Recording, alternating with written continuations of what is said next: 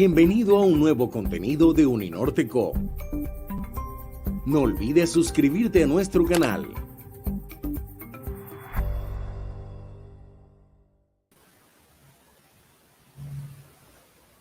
Muy buenos días para todos, para todas, siendo muy puntuales a las 9 de la mañana de este martes 13 de abril del año 2021. Los saludamos muy especialmente desde la Universidad del Norte, ahora en la virtualidad, pero con el mismo cariño y el mismo esfuerzo y entusiasmo para llevarles a ustedes lo mejor de nuestros esfuerzos académicos.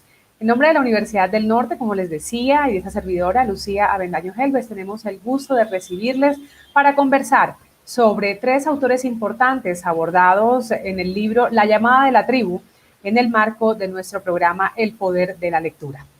Esta obra del novel latinoamericano Mario Vargas Llosa, quien tuvimos en un espacio similar en el pasado mes de marzo. Un día después de este episodio, de este gran encuentro que tuvimos con el novel latinoamericano, estuvimos también en un espacio como este para que a través de las voces de varios académicos analizáramos a los pensadores Adam Smith, José Ortega y Gasset, Friedrich von Hayek y Karl Popper. En esta oportunidad, el turno es para los tres últimos pensadores ilustres abordados en esta obra, como les comentaba. En primer lugar, tendremos al filósofo y sociólogo francés Raymond Aron, a cargo de nuestro rector, Adolfo Meisel Roca. También tendremos al filósofo y sociólogo nacido en Letonia, Isaiah Berlin, a cargo del docente y profesor emérito de la Universidad EAFIT, Jorge Giraldo. Y finalmente al filósofo y escritor francés Jean-François Revel, a cargo del director de la Fundación Gabo, Jaime Abello Banfi. Bien, a todos los saludo. Rector, buenos días. Doctor Jorge, buenos días, Jaime. Lucía y compañeros. Bueno, un saludo muy especial para ellos y por supuesto para ustedes que nos acompañan a esta hora de la mañana. Nos quedamos entonces con nuestro rector, doctor Adolfo Meisel Roca, quien inicia este recorrido por los tres pensadores que hoy nos convocan. Como les comentaba, el turno es para el filósofo y sociólogo francés Raymond Aron. Rector, bienvenido. Muy buenos días a todos. Gracias, Lucía. Saludos a Jaime Abello y a Jorge Giraldo. Es un placer estar aquí y conversar en primera instancia sobre el libro de Mario Vargas Llosa, La llamada de la tribu, el libro escogido para este semestre en el programa El poder de la lectura, donde invitamos a todos nuestros estudiantes y profesores a leer un libro que discutimos a lo largo del semestre y que fue inaugurado de manera muy exitosa con una conversación entre Mario Vargas Llosa y Eduardo Posada Carbó. Entonces, luego tuvimos una sesión donde, como señalaba Lucía, hablaron de los siguientes, los primeros 4 escritores escogidos en esta obra por Vargas Llosa, que son básicamente los pensadores liberales que influyeron en su pensamiento. Entonces se habló de Adam Smith, de Ortega y Gasset, de Hayek y de Popper, y hoy hablaremos de Aron y Isaiah Berlin y Jean-François Revel. Permítanme decir que para mí es un placer enorme hablar del gran Raymond Aron, a quien descubrí un poco tardíamente, como era usual en mi generación, porque en mi generación descubrimos muchos muy tempranamente a Jean-Paul Sartre como la figura intelectual dominante en nuestro pensamiento y en nuestro horizonte cultural. Yo, por ejemplo, leí desde muy temprana edad a Jean-Paul Sartre en su teatro, sus cuentos, que me parecieron maravillosos en su momento. Pero como bien lo he releído sin mucho gusto ahora, más recientemente, y como dice Mario Vargas Llosa en esta obra pues no envejeció bien la obra de Jean-Paul Sartre. En contraste, dice Mario Vargas Llosa, ha envejecido muy bien la obra de Raymond Aron, a quien solo descubrí en el doctorado, cuando estaba haciendo estudio de doctorado de sociología. Empecé a leer a Raymond Aron, en particular de una obra que voy a hablar ahora, las etapas del pensamiento sociológico, y eso me llevó a leer otras obras maravillosas de las que me voy a referir. Entonces, voy a hacer una presentación muy sencilla. Yo primero voy a hablar del Raymond Aron que presenta Mario Vargas Llosa, y luego hablar un poco de algunos aspectos que considero relevantes en Raymond Aron que no tocó en Mario Vargas Llosa, porque la obra de Vargas Llosa pues, es una obra de síntesis sin una finalidad académica, erudita, digamos, y ni exhaustiva, sino es una invitación a resaltar el pensamiento de estos escritores, y hecho con la pluma maravillosa de Mario Vargas Llosa. Realmente, pues yo, después de que lo descubrí tardíamente, fue como decía, para mí y para muchos de mi generación todavía no lo han descubierto. Yo no recuerdo haber escuchado, ni siquiera haber escuchado el nombre de Raymond Aron en mi etapa de colegio o universitario. Y sé ahora por referencias que intelectuales que definiríamos como conservadores sí leían la obra de Raymond Aron, colombianos sí leían la obra de Raymond Aron,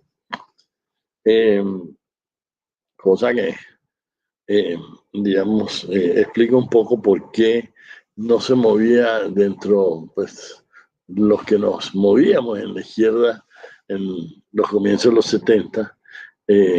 No se habla de Raymond Aron a pesar de ser una figura tan atractiva. Entonces, empiezo con lo que dice Vargas Llosa sobre Aron. Primero, él habla del libro de Raymond Aron, El opio de los intelectuales, libro publicado en 1955. Un libro que tuvo una inmensa popularidad. Ese libro pues hizo a Raymond Aron una figura muy conocida en el medio intelectual francés, y ahí básicamente lo que hizo Aron fue acuñar el término religiones seculares, decir que el marxismo era una religión política, y que en eso se parece, y que en muchos aspectos el marxismo se parecía a la Iglesia Católica. Y voy a hablar de esos parecidos que él estableció entre la Iglesia Católica y el marxismo. Eso, por supuesto, imagínense en la Francia de la posguerra, cuando era tan popular el marxismo, donde el Partido Comunista tenía tan amplia experiencia, y eso pues obviamente hacía que el libro no fue recibido obviamente por la izquierda con muy buen ambiente. Pues obviamente seguramente lo descalificaban como un derechista.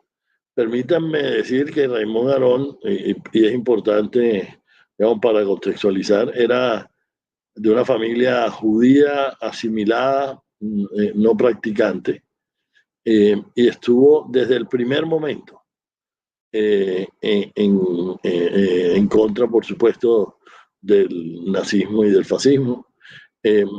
Y él cuando terminó la universidad en Francia, él había estado 4 años estudiando en Alemania y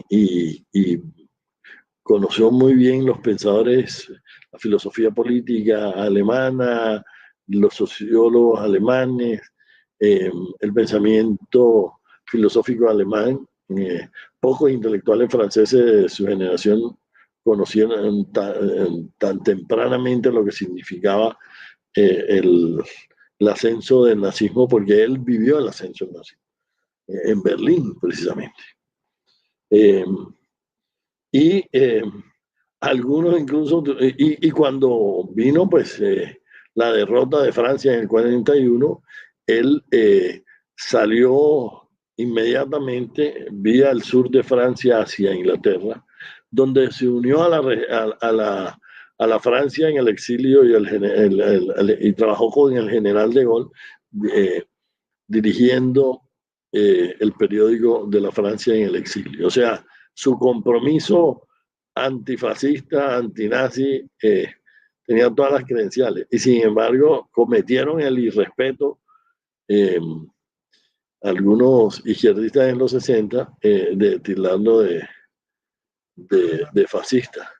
Él, que era un fascista de verdad, y una persona que además era, pues, como veremos, un liberal,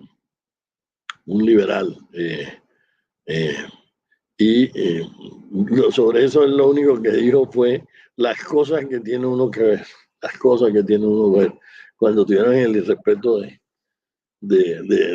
tildarlo de fascista. Pero entonces él compara al partido marxista, al marxismo con la Iglesia Católica en 3 dimensiones. 1, dicen que comparten un mesianismo optimista. 2, justifican todos los sacrificios y excesos en nombre del paraíso.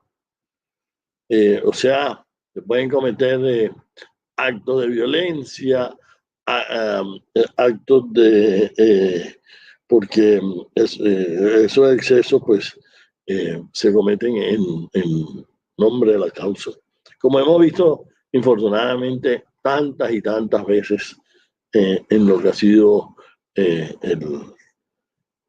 no solo y aquí debería uno decir que también se podría pensar que es una religión secular las ideologías fascistas.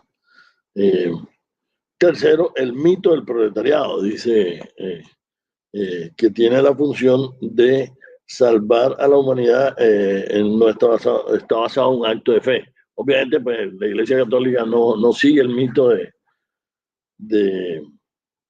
del proletariado, pero hay un mito fundacional que está basado en un acto de fe. Por lo tanto, tiene un fundamento no científico. En la Iglesia Católica, por supuesto que hay un acto de fe, pero eso es aceptado como un acto de fe. Y nadie pretende que ese fundamento de la fe tenga ningún fundamento científico. Pero esa gente, por definición, es un acto de la fe. Pero en el marxismo se supone que es un hecho científico que sale del análisis del materialismo histórico. Por supuesto, más que un resultado de análisis científico, eso es también un acto de fe, de que es el proletariado el que está destinado a salvar la humanidad. Entonces, pues Aarón pues no quedó muy bien parado, obviamente, como ustedes se imaginarán, con la izquierda, y él siempre fue un hombre muy moderado en sus actuaciones. Era un buen burgués liberal parisino, y no era un hombre carismático, que es importante ahora para algunas comparaciones que vamos a hacer. Y no era una figura, era frío al expresarse en público, no era apasionado, era cauteloso en sus juicios. Una excepción, digamos, que señala Mario Vargas Llosa es que en mayo del 68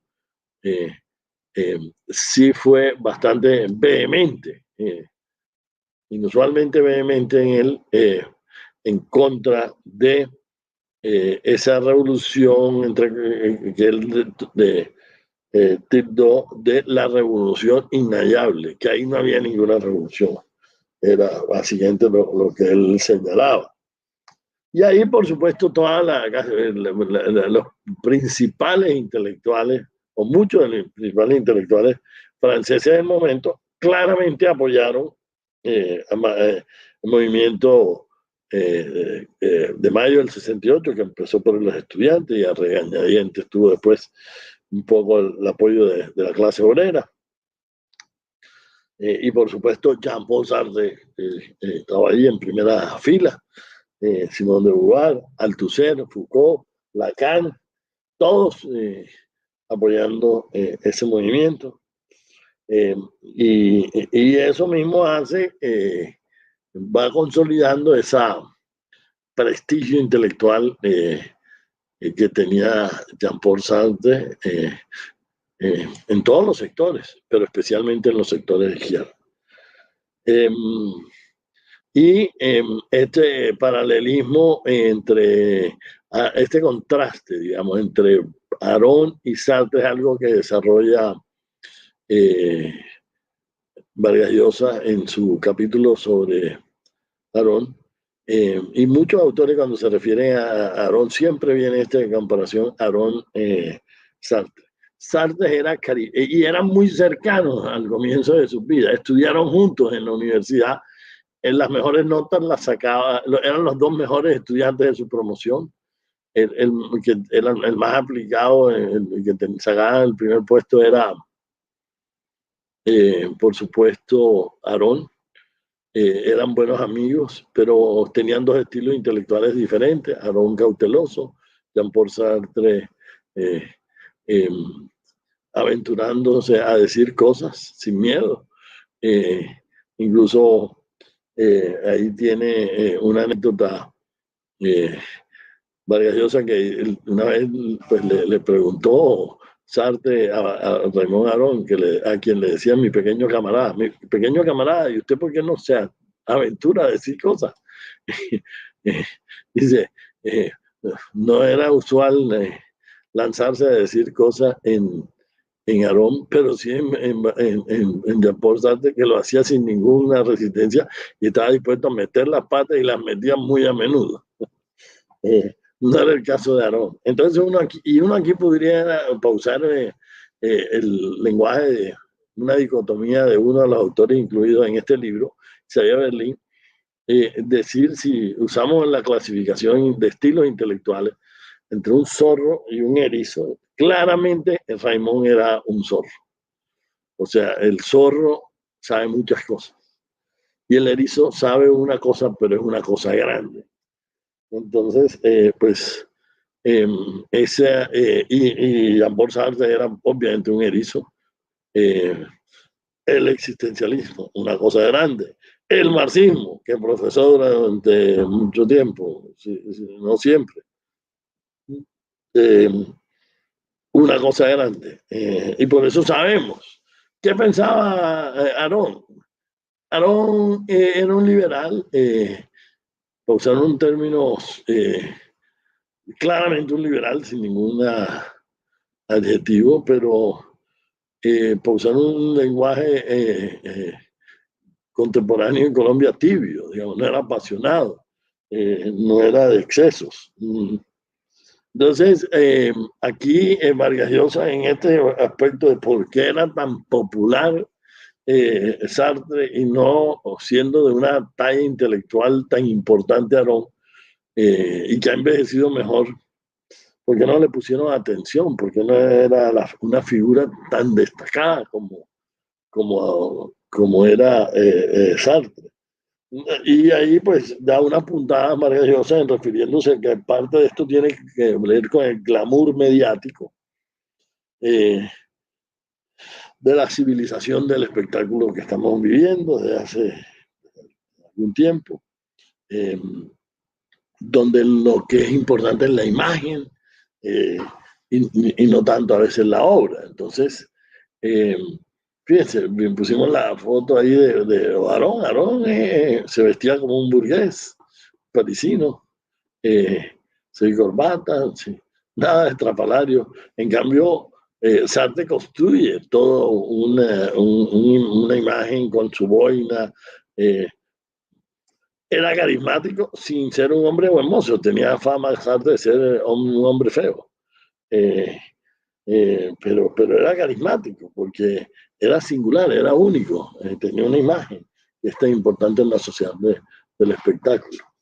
Entonces, voy al siguiente tema que tiene que ver con los temas que quiero desarrollar ya, digamos, como complemento a las cosas que dice sobre Aarón Vargas Llosa en este capítulo. A mí me sorprendió al leer este capítulo que Vargas Llosa no hubiera ni mencionado la memoria de la autobiografía de Raimundo Aarón, publicada en 1983, precisamente el año en que murió Raimundo Aarón. Para mí, las memorias de Raimundo Aarón, y se consigue en español una edición de Alianza Editorial que tengo por aquí, y se las recomiendo. Para mí es la mejor autobiografía intelectual que yo he leído. Es maravillosa. Y porque uno entiende muy bien el concepto, el contexto en donde se desarrollaron sus ideas. Y son muy al estilo de él, muy moderada, sin autoelogio. Es más, él tiene grandes elogios sobre Sartre. Él dice que él ya hubiera querido tener la creatividad que tenía Sartre. Le rinde tributo a Sartre. Él tenía una profunda admiración por Sartre. Y ellos fueron buenos amigos hasta que se distanciaron. Y se distanciaron, él lo cuenta ahí en alguna ocasión, tal vez no hay en la memoria, en algún otro escrito, porque a Sartre lo estaban atacando bastante por sus posiciones políticas, a veces no muy defendibles. Y Aarón estaba en el programa de radio donde estaban atacando a Sartre y no salió a defenderlo. Pero Aarón no estaba de acuerdo con Sartre, tampoco lo atacó. Y Sartre se resintió y de ahí vino el distanciamiento. Era natural porque estaban en esquinas diferentes de posiciones políticas. Y ahí dice una frase que algunos decían Vargas Llosa: es preferible estar equivocado con Sartre que en lo correcto con Aarón. Entonces, en estas memorias uno entiende a este personaje. Y hay cosas que me parecen que a mí, la primera vez que la leí y lo he tratado de practicar, me parecen muy dicientes. Una, él, además de ser un intelectual y durante largos trechos de su vida, la mayor parte de su vida profesor universitario, también fue un periodista, columnista permanente. Escribió la suma de 4.000 columnas. Eso es una, digamos, saquen la aritmética de cuántas columnas tuvo que escribir durante cuántos años. Eso es una producción enorme. Y era muy influyente, no sé qué tan influyente, pero eran columnas muy bien pensadas. Y él, una cosa que él explica por qué él lo decía, que una vez él criticó a un ministro y el asistente del ministro le dijo: sí, pero dígame una cosa, ¿qué hubiera hecho usted? Y él eso lo llevó a pensar que en su columna él siempre tenía que hacerse la pregunta: ¿lo hubiera podido hacer mejor yo? ¿Qué podría hacer yo en el lugar que él gobierna? Dice, porque es que hay una irresponsabilidad. O sea, es muy fácil como columnista, y pues yo que he sido columnista, he tenido siempre este consejo de Aarón en cuenta, y ojalá muchos columnistas lo tengan. Decir que el ministro es un incompetente, que no hace esto, no hace lo otro. y no se pone a pensar qué hubiera hecho yo mejor que si estuviera en esa posición, qué hubiera hecho yo mejor. Eh, y pues, a mí por lo menos me aburren esos columnistas que todo lo hubieran podido hacer mejor, que opinan de todos los temas toda la semana con gran irresponsabilidad. Bueno, entonces en esa biografía también ve uno el tema de que estuvo del 30 al 34 en Alemania, que vio el ascenso de Hitler, estuvo presente viendo cuando hicieron aquella quema de libros degenerados, y algo que no menciona y no le da, me parece a mí, Vargas Llosa, el suficiente énfasis, porque lo menciona solo una vez y de pasada con otros pensadores alemanes, la impronta de Max Weber en Raymond Aron. Raymond Aron era un weberiano y absorbió completamente el pensamiento de Weber. Y eso es importante para entender a Raymond Aron. Y eso nunca lo menciona Vargas Llosa. Por ejemplo, Aron dice en la memoria, la sociología de Durkheim no conmovía al metafísico que yo aspiraba a ser, ni al lector de Proust, dice en su memoria. Y Max Weber lo deslumbró. Esa es la palabra que él usa, lo deslumbró. Y si uno va al índice de las memorias y ve cuáles son los intelectuales que más cita él, el que más cita de lejos es Jean-Paul Sartre. Y lo cita, digamos, favorablemente. Él tenía admiración por Sartre, la tuvo siempre, o sea, reconocía el genio. Él veía a Sartre como un genio y él se veía como un hombre muy inteligente y muy disciplinado, pero tal vez no con esa creatividad de Sartre, pero mucho más responsable porque Sartre fue políticamente irresponsable, apoyó al estalinismo, apoyó muchas cosas, apoyó fácilmente a muchos sucesos dentro del marxismo que no eran aceptables. Y en segunda instancia menciona a Weber y a André Malraux, con el que tenía una relación, con Malraux tenía una relación ahí, digamos, mixta. Pero si ustedes se ponen a pensar, la gente cree mucho que en Colombia es como el único sitio donde hay polarización. ¿Cuál era el ambiente que había en la posguerra? Estaba Sartre, que era el gran intelectual de la izquierda. Estaba De Gaulle, que era la gran figura de la derecha. Y De Gaulle era carismático también, la grandeza de Francia. Y Aron era un liberal, había trabajado con De Gaulle, tuvo una relación, De Gaulle no lo quería demasiado, y de hecho él partió con De Gaulle, porque él había sido aliado de Gaulle en la resistencia, le había dirigido el periódico de la Francia Libre. Cuando De Gaulle atacó a Israel, y él escribió un libro que se llamó tal vez, bueno, Francia y los judíos, o algo así. Puede que me equivoque en el título, pero era sobre ese tema, ¿no? Molestó a Aron a la derecha también, porque él, en el caso de Argelia, él se opuso a la guerra con Argelia. Él no estaba ni bien parado con la derecha ni con la izquierda.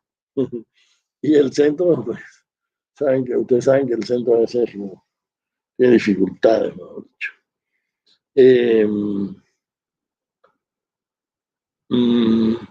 Y voy a terminar con unas reflexiones sobre, bueno, no, todavía me falta, pero sobre el estilo intelectual de Aron, que también, que lo hace tan perdurable, tan sólido, pero a la vez tan poco popular en su momento.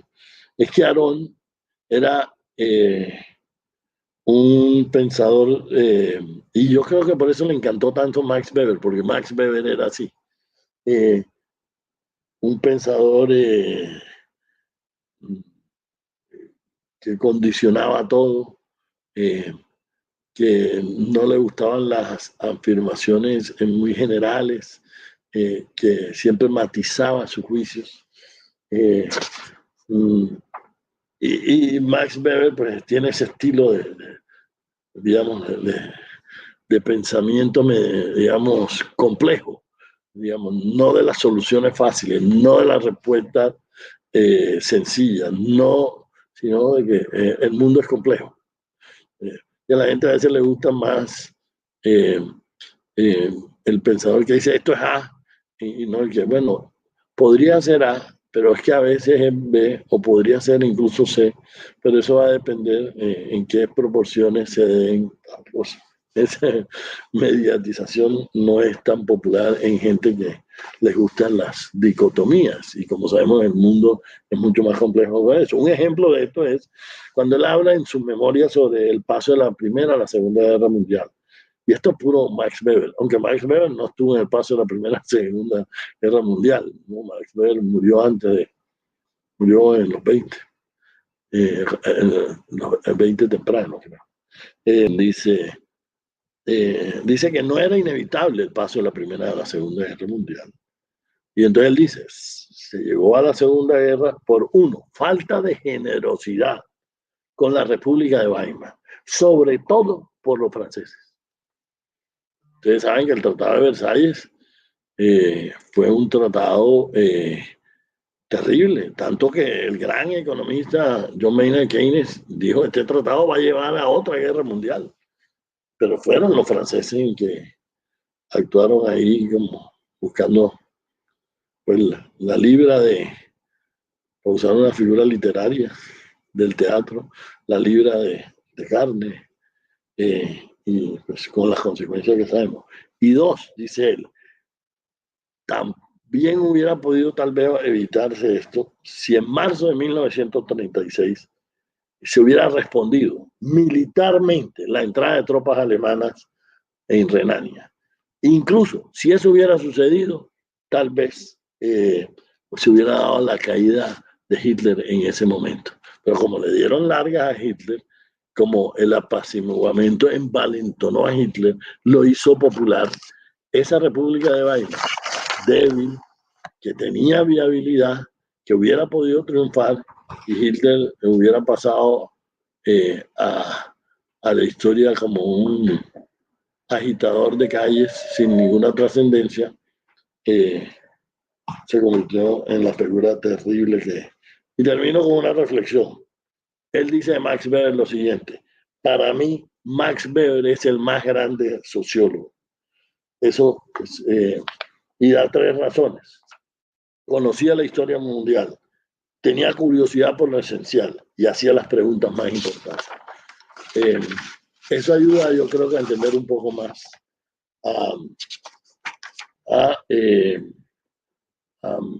a este gran pensador que fue Raymond Aron, que yo traté un poco injustamente en el prólogo, en la presentación del libro El Poder de la Lectura, la edición de Uninorte, y me arrepiento porque releyéndolo cada vez es un pensador que respeto más. Muchas gracias. Muchas gracias, rector, por sus reflexiones sobre Raymond Aron. Vale la pena destacar que, bueno, este libro, ¿verdad? El libro La llamada de la tribu, también ya está en nuestros canales, en nuestro kilómetro 5, así que también ahí lo pueden adquirir de forma virtual. Rector, como tal, ahí está en pantalla. Para quienes deseen adquirirlo, en la Universidad del Norte también lo pueden conseguir.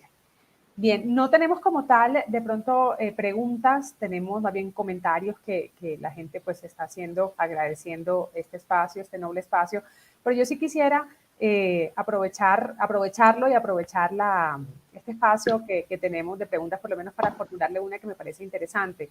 El año 2019, el periódico El País le publica una entrevista a Dominic Snapper, o Snapper, espero estar pronunciándolo bien, la hija de Raymond Aron, y digamos que dentro de las primeras preguntas que le realiza el periodista, le pregunta sobre la democracia justamente, y ella comentaba que, la socióloga también comentaba, que en uno de los últimos viajes que hizo su padre en vida, uno de los últimos viajes fue a España, y que cuando regresa, dice, ellos aún creen en la democracia. Sin embargo, digamos que pasa un poco a referirse a las nuevas generaciones, a las generaciones jóvenes, y dice que las generaciones que ve, digamos, las generaciones jóvenes, no cuentan de pronto con la misma conciencia histórica, en opinión de ella, la misma conciencia histórica de la generación joven que le tocó a ella, y que solamente ven los límites y las carencias de la democracia y no los beneficios que se deben dar por hecho de la democracia misma.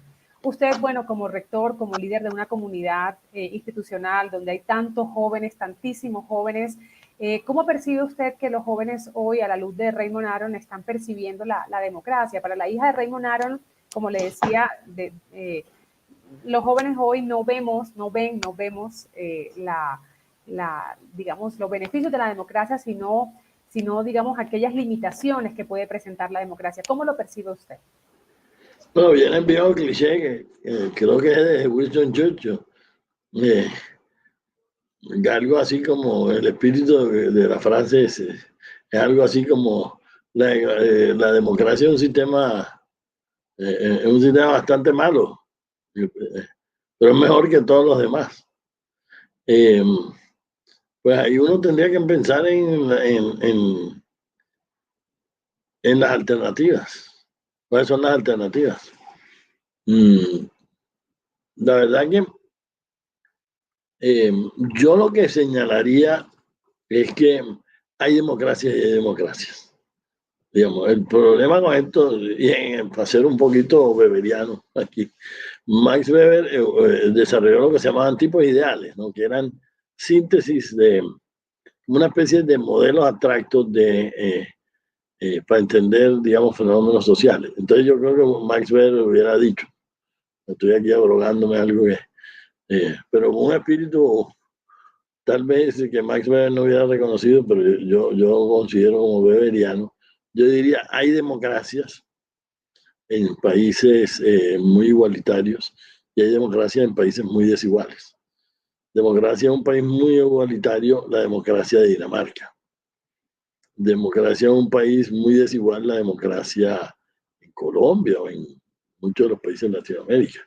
Entonces, tener esas enormes desigualdades que tenemos nosotros, sí es un problema muy serio, digamos, porque los recursos, no hay igualdad de oportunidades, porque los recursos que tienen las personas no son iguales, porque se dan fenómenos como lo del clientelismo.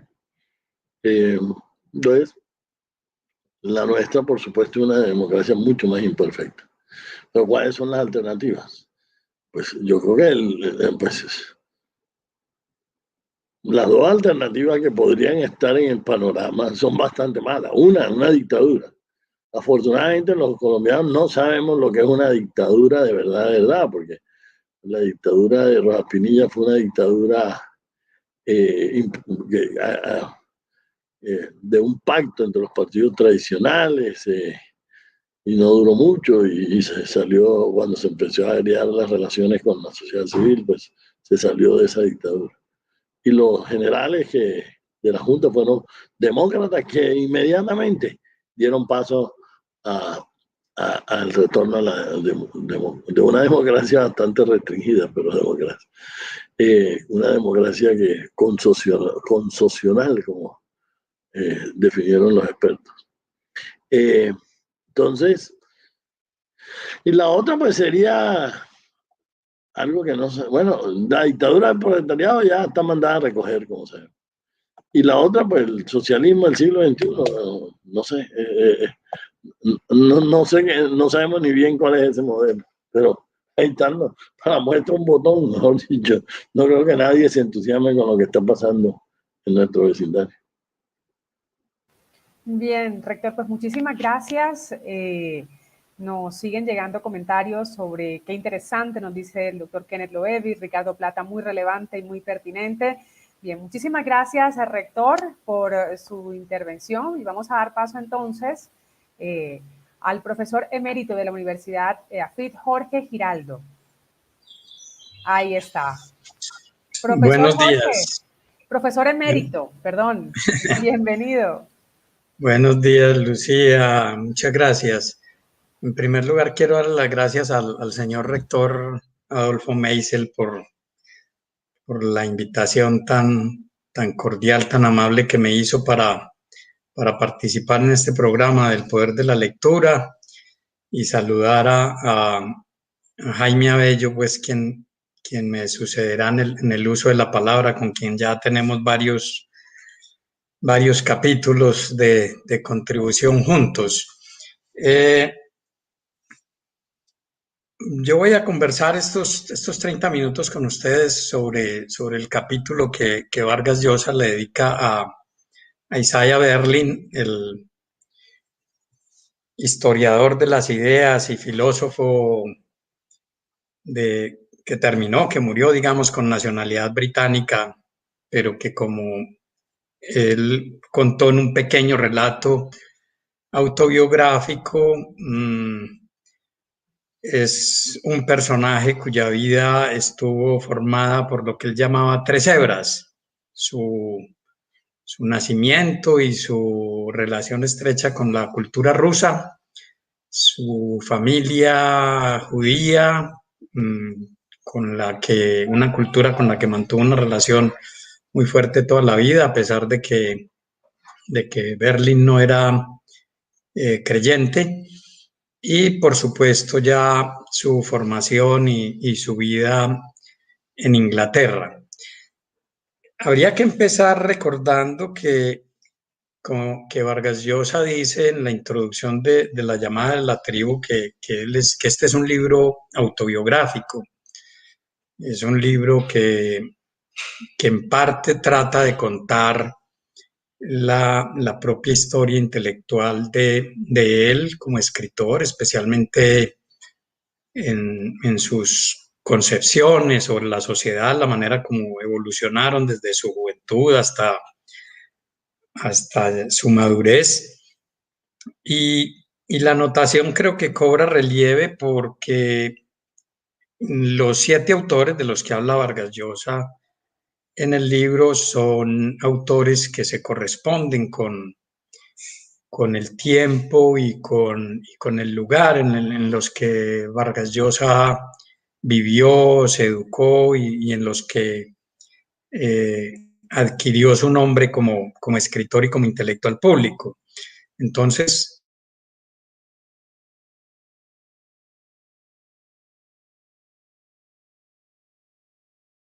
no hay ningún inglés en el sentido estricto de la palabra. El más inglés es Adam Smith, que era escocés. Los demás son autores de Europa Central y de Europa Oriental, como Berlín, que van a parar a Gran Bretaña y escriben en inglés.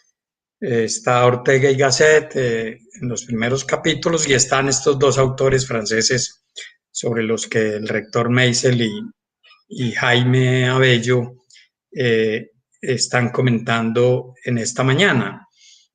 Y los otros que son autores, Jaime me corregirá que en el caso de Rebel, que es el que menos conozco, son autores que en 1970-75 ya habían escrito sus obras más importantes, ya eran ampliamente reconocidos en el mundo intelectual europeo.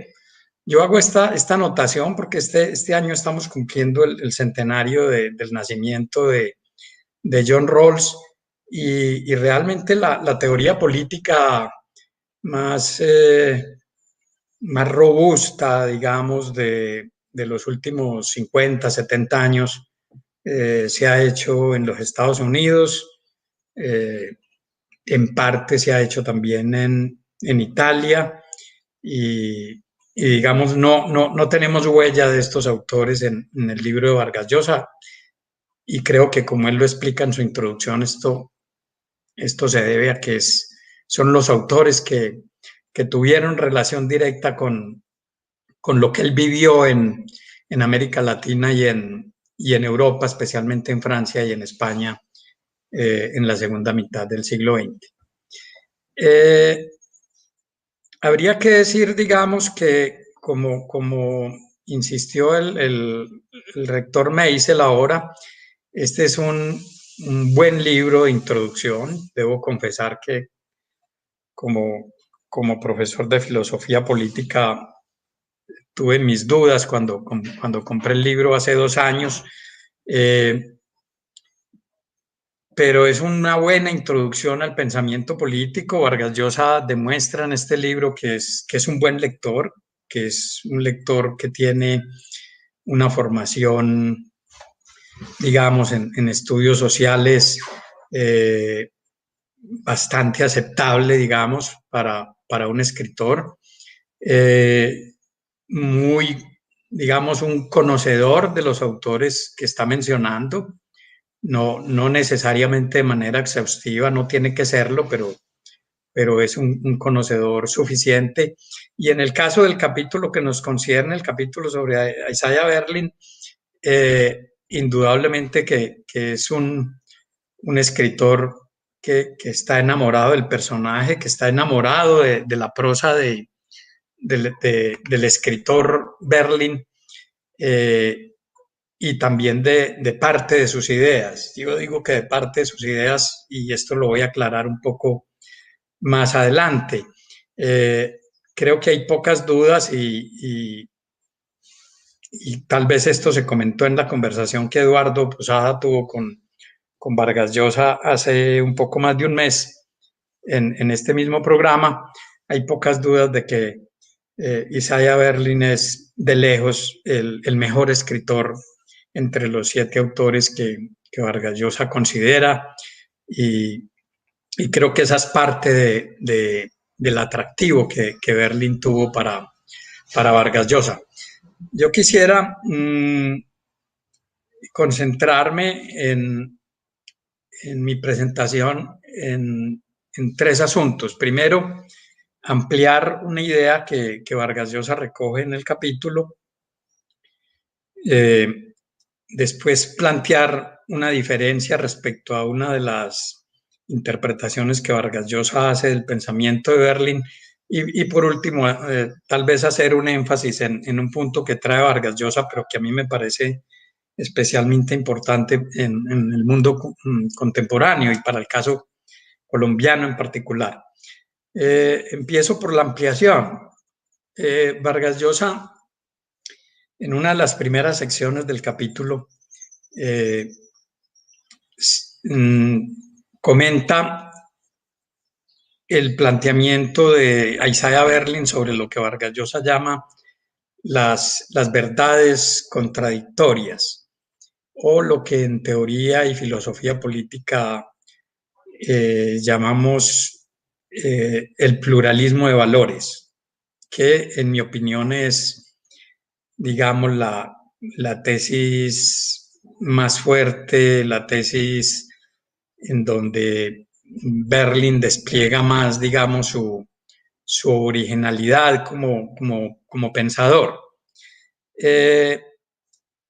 Brevemente, podemos decir que este pluralismo de valores se basa en la idea, como dice Vargas Llosa ahí, de que en el mundo existen distintas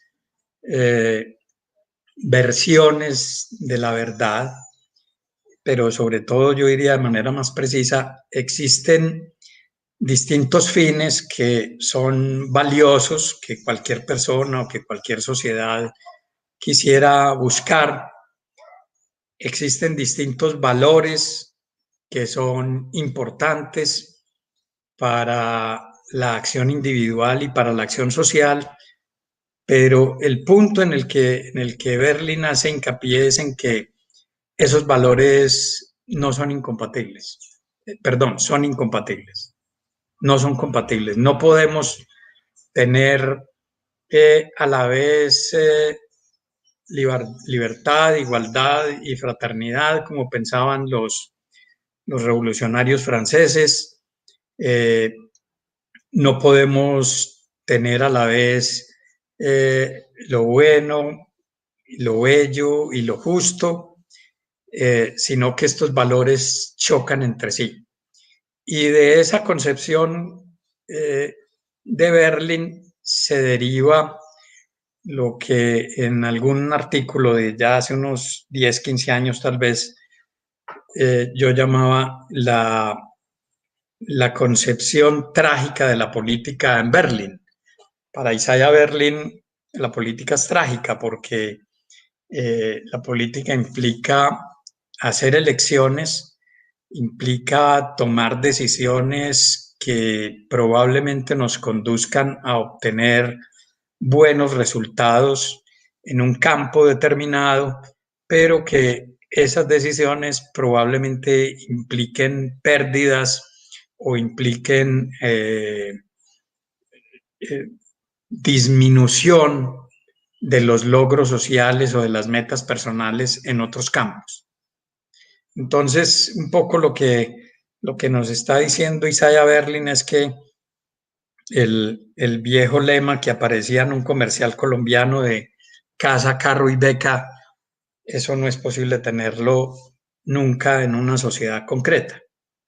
Siempre hay que hacer elecciones y si ganamos en un campo, probablemente vayamos a tener pérdida en otros.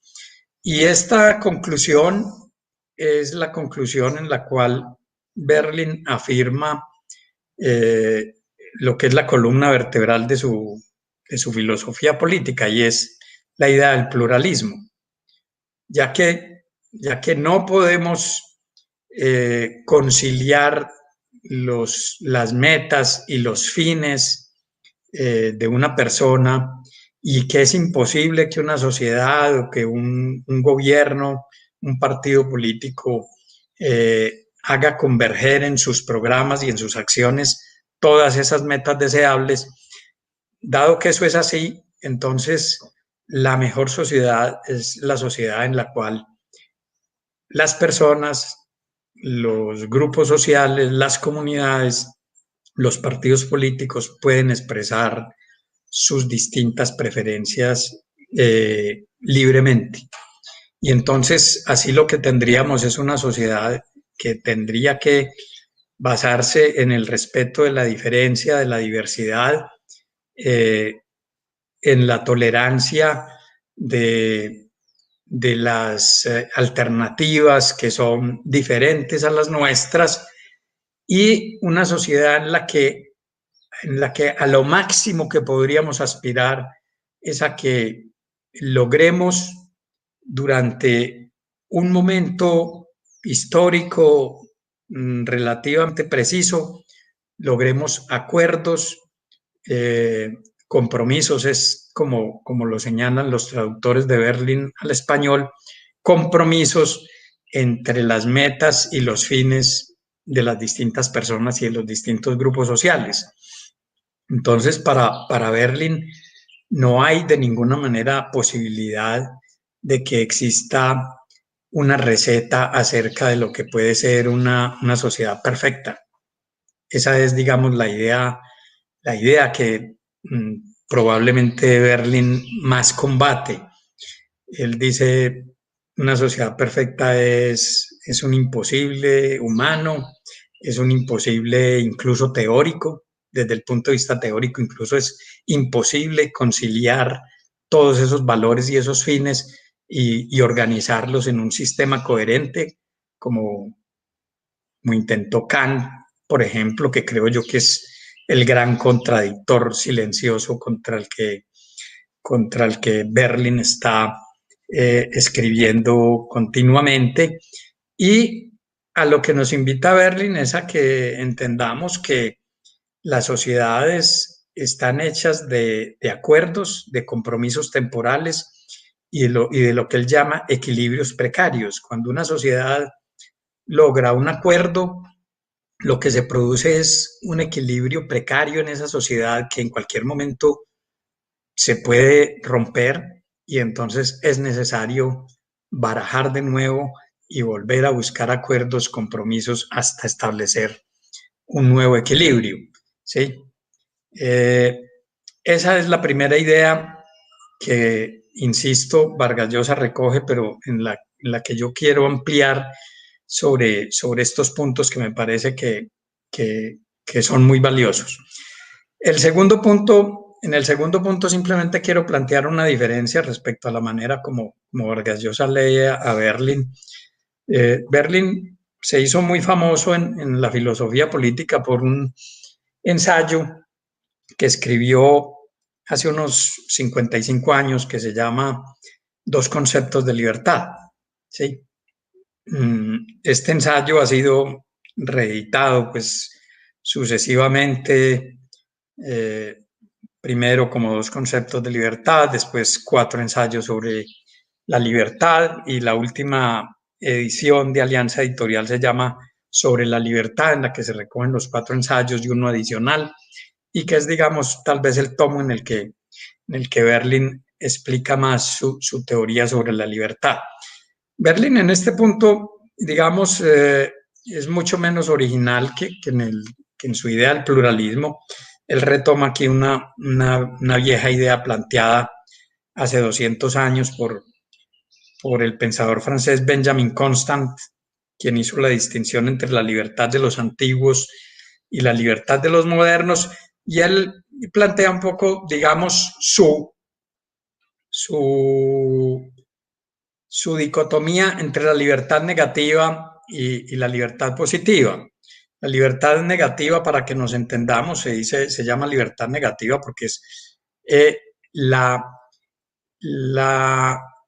eliminación de los obstáculos que impiden la libertad individual y la capacidad de decisión y de acción de los individuos. Mientras que la libertad positiva se entiende como aquella capacidad que los individuos y las sociedades tenemos para hacer cosas, ¿sí? Y por eso la denominación de libertad positiva. ¿Dónde está mi diferencia, digamos, con Vargas Llosa? Mi diferencia está en que Vargas Llosa presume que el mejor ejemplo de libertad positiva son las sociedades o los regímenes políticos dictatoriales y las sociedades autoritarias y totalitarias. Y creo que para Berlin, digamos, esa discusión contra el autoritarismo y el totalitarismo no es interesante. La discusión de Berlin es sobre todo con Kant y con Rousseau. Entre paréntesis anoto que Berlin le dedica a Rousseau un ensayo en un librito que después se tituló La traición de la libertad. Ese es el grado el título que Berlin le da a Rousseau, un traidor de la libertad. Y es que el planteamiento rousseauiano es que uno es libre en la medida en que las decisiones y las leyes que obedecen la sociedad han sido en parte resultado de la propia formulación que hace el individuo. Entonces, el planteamiento de Rousseau nos lleva a concluir que una constitución política o una ley que saca un gobierno determinado es también autoría individual mía en la medida en que yo fui votante de un gobierno o en la medida en que soy ciudadano de un país en el que un Congreso elegido legítimamente formula esas leyes. Contra esa concepción de libertad positiva es que Isaiah Berlin discute. No es que él no la admita y no es que admita la democracia como un régimen valioso, sino que Berlin critica como una falacia la idea de que el acatamiento de la ley debiéramos aceptarlo como si esa ley se correspondiera con nuestra concepción personal de las cosas, con nuestra manera de entender que las cosas son correctas o erróneas. Y en esto yo creo que Berlín es mucho más agudo que lo que Vargas Llosa lo muestra en esta sección acerca de la libertad positiva y la libertad negativa. La conclusión de Berlín es que libertad negativa y libertad positiva se mantienen en una tensión permanente y ahí es donde está el liberalismo de Berlín, en que el individuo, la sociedad civil siempre deben mantener una sospecha respecto al poder y deben desarrollar una capacidad de resistencia frente a las decisiones de la autoridad. Yo creo que la coyuntura que vivimos ahora con la pandemia de la COVID-19 y con las medidas restrictivas que toman los gobiernos ilustra perfectamente esa tensión entre la libertad personal, la libertad individual, esa libertad negativa y las decisiones que toman los gobiernos y que toman los estados, algunas de las cuales pueden ser necesarias, pero que no podemos aceptar alegremente como si se correspondieran con la idea que tenemos nosotros de cada uno de nosotros como individuos y como ciudadanos de la vida buena. Y por último quisiera terminar con lo que he llamado un énfasis. Creo que Vargas Llosa es bastante claro en esto en su capítulo, y es sobre lo que Vargas Llosa llama la idea de Isaiah Berlin de que la intervención de los individuos en la historia es fundamental y decisiva. Yo creo que en este punto Berlin es de los pocos teóricos políticos del siglo XX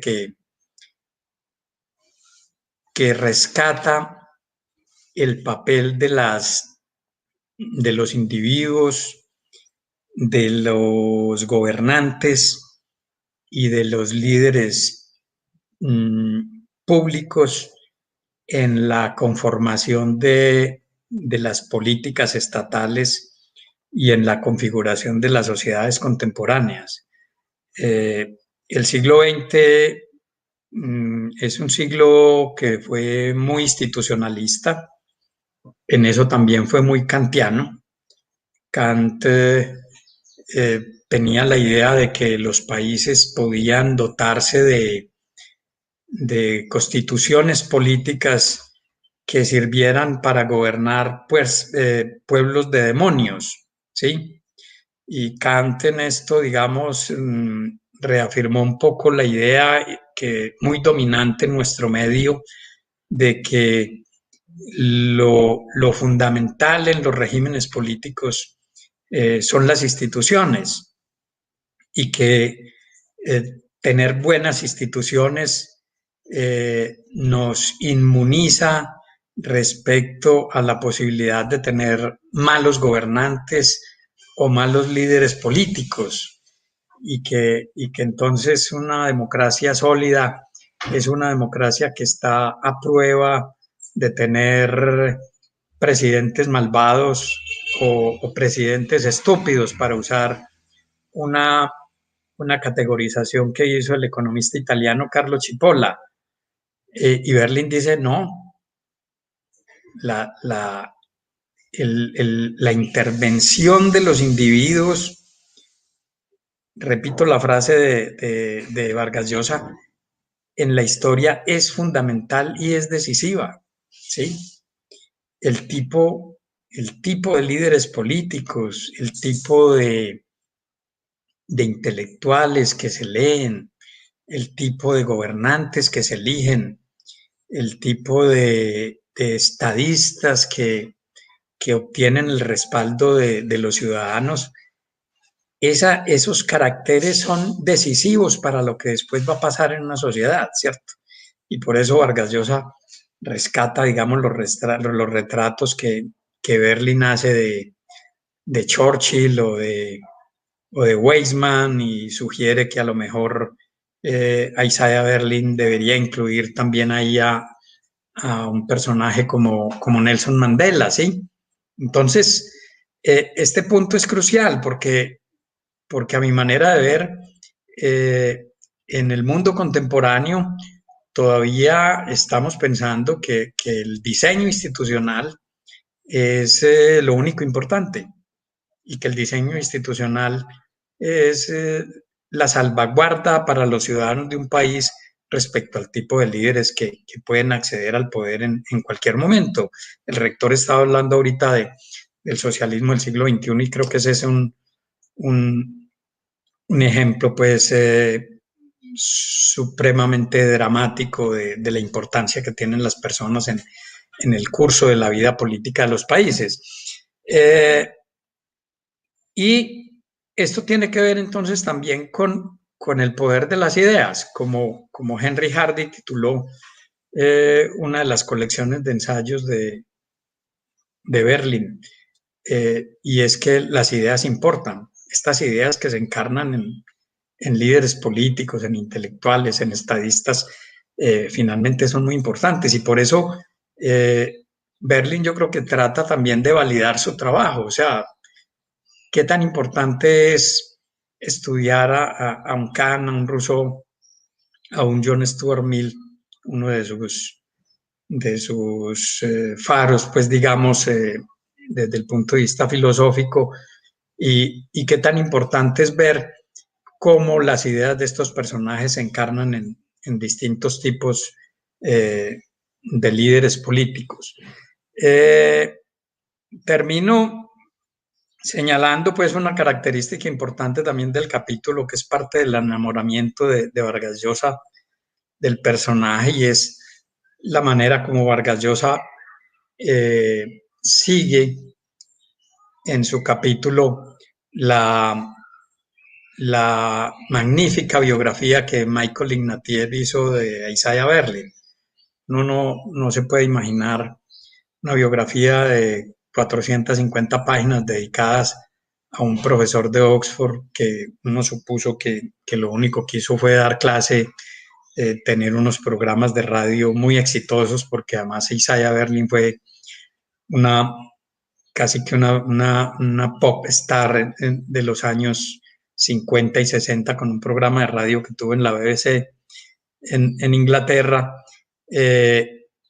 Y uno no se puede imaginar que la vida de un académico resulte tan emocionante como Michael Ignatieff la describe en su biografía. El rector me había comentado en enero, cuando me invitó a esta conversación, que en algún momento quisiera incluir en el poder de la lectura la biografía de Isaiah Berlin por Michael Ignatieff, y quiero aprovechar aquí el cierre de mi presentación para animarlo a que en el semestre entrante o el año entrante conversemos sobre ese libro.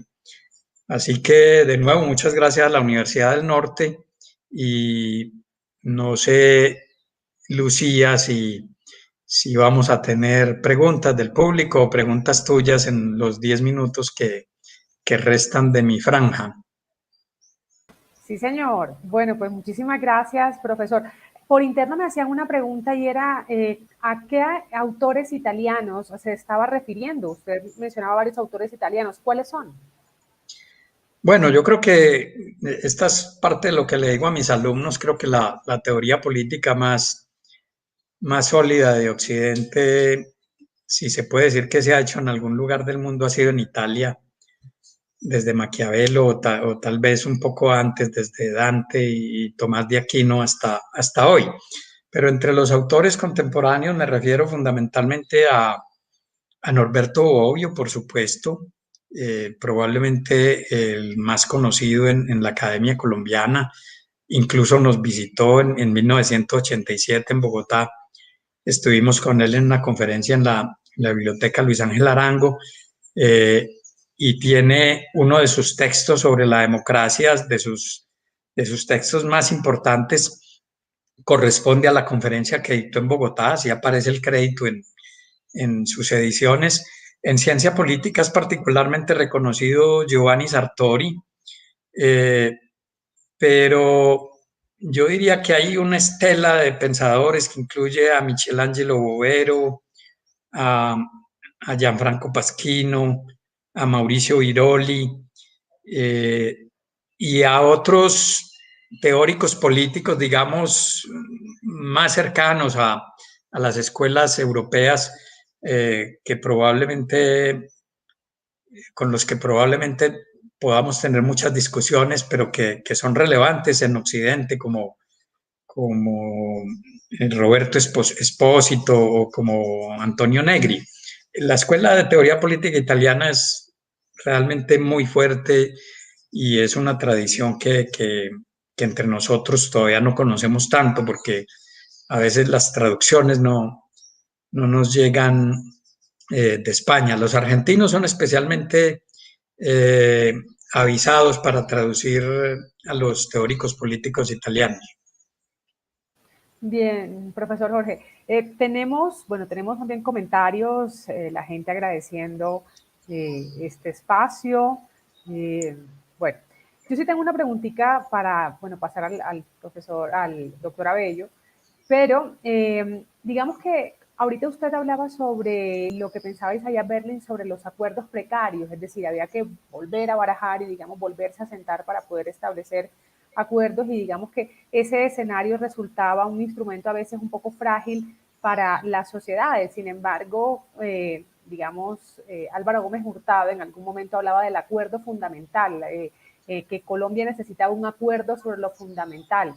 Muy probablemente hoy pensaríamos que ese acuerdo sobre lo fundamental que en algún momento se hubiese podido lograr con Gómez Hurtado, hoy de pronto hubiese tocado volver a barajar. ¿Cómo ve usted el hecho de que en Colombia o en las democracias en el mundo se pueda llegar, como decía Gómez Hurtado, a un acuerdo sobre lo fundamental desde la precariedad de los acuerdos mismos que menciona Berlin? Bueno, en primer lugar, pues para despejar cualquier duda, yo no creo que una idea como la de un acuerdo sobre lo fundamental tenga que ser un acuerdo eterno, ¿cierto? Pueden ser acuerdos temporales. Yo creo que cuando Berlin hablaba de equilibrios precarios, tampoco se estaba refiriendo necesariamente a unas sociedades inestables. Yo creo que se estaba refiriendo a acuerdos que pueden tener una vigencia de 2, 3 décadas. Estoy especulando y estoy pensando en el caso colombiano, y que no nos deben llevar, digamos, al desconsuelo, ¿sí? Eh, en el sentido en que, por ejemplo, este año estamos conmemorando 30 años de la expedición de la Constitución Política del 91. Ya se están empezando a organizar foros y eventos académicos sobre el mismo, y yo soy de los que he venido sosteniendo que, por ejemplo, el acuerdo sobre lo fundamental que hicimos en 1991 y en el que participó pues Álvaro Gómez como copresidente de la Asamblea Nacional Constituyente, es un acuerdo que ya en gran medida ha caducado, y eso lo que nos está diciendo es que probablemente estemos necesitando otro acuerdo. Aquí hay dos asuntos distintos. Primero, que una constitución política, digamos, haya logrado estabilizar el país, modernizar parte de sus instituciones y tener una vigencia de casi 30 años, yo no creo que eso sea desdeñable. Casi siempre estamos comparándonos con la Constitución norteamericana, pero eso es una excepción.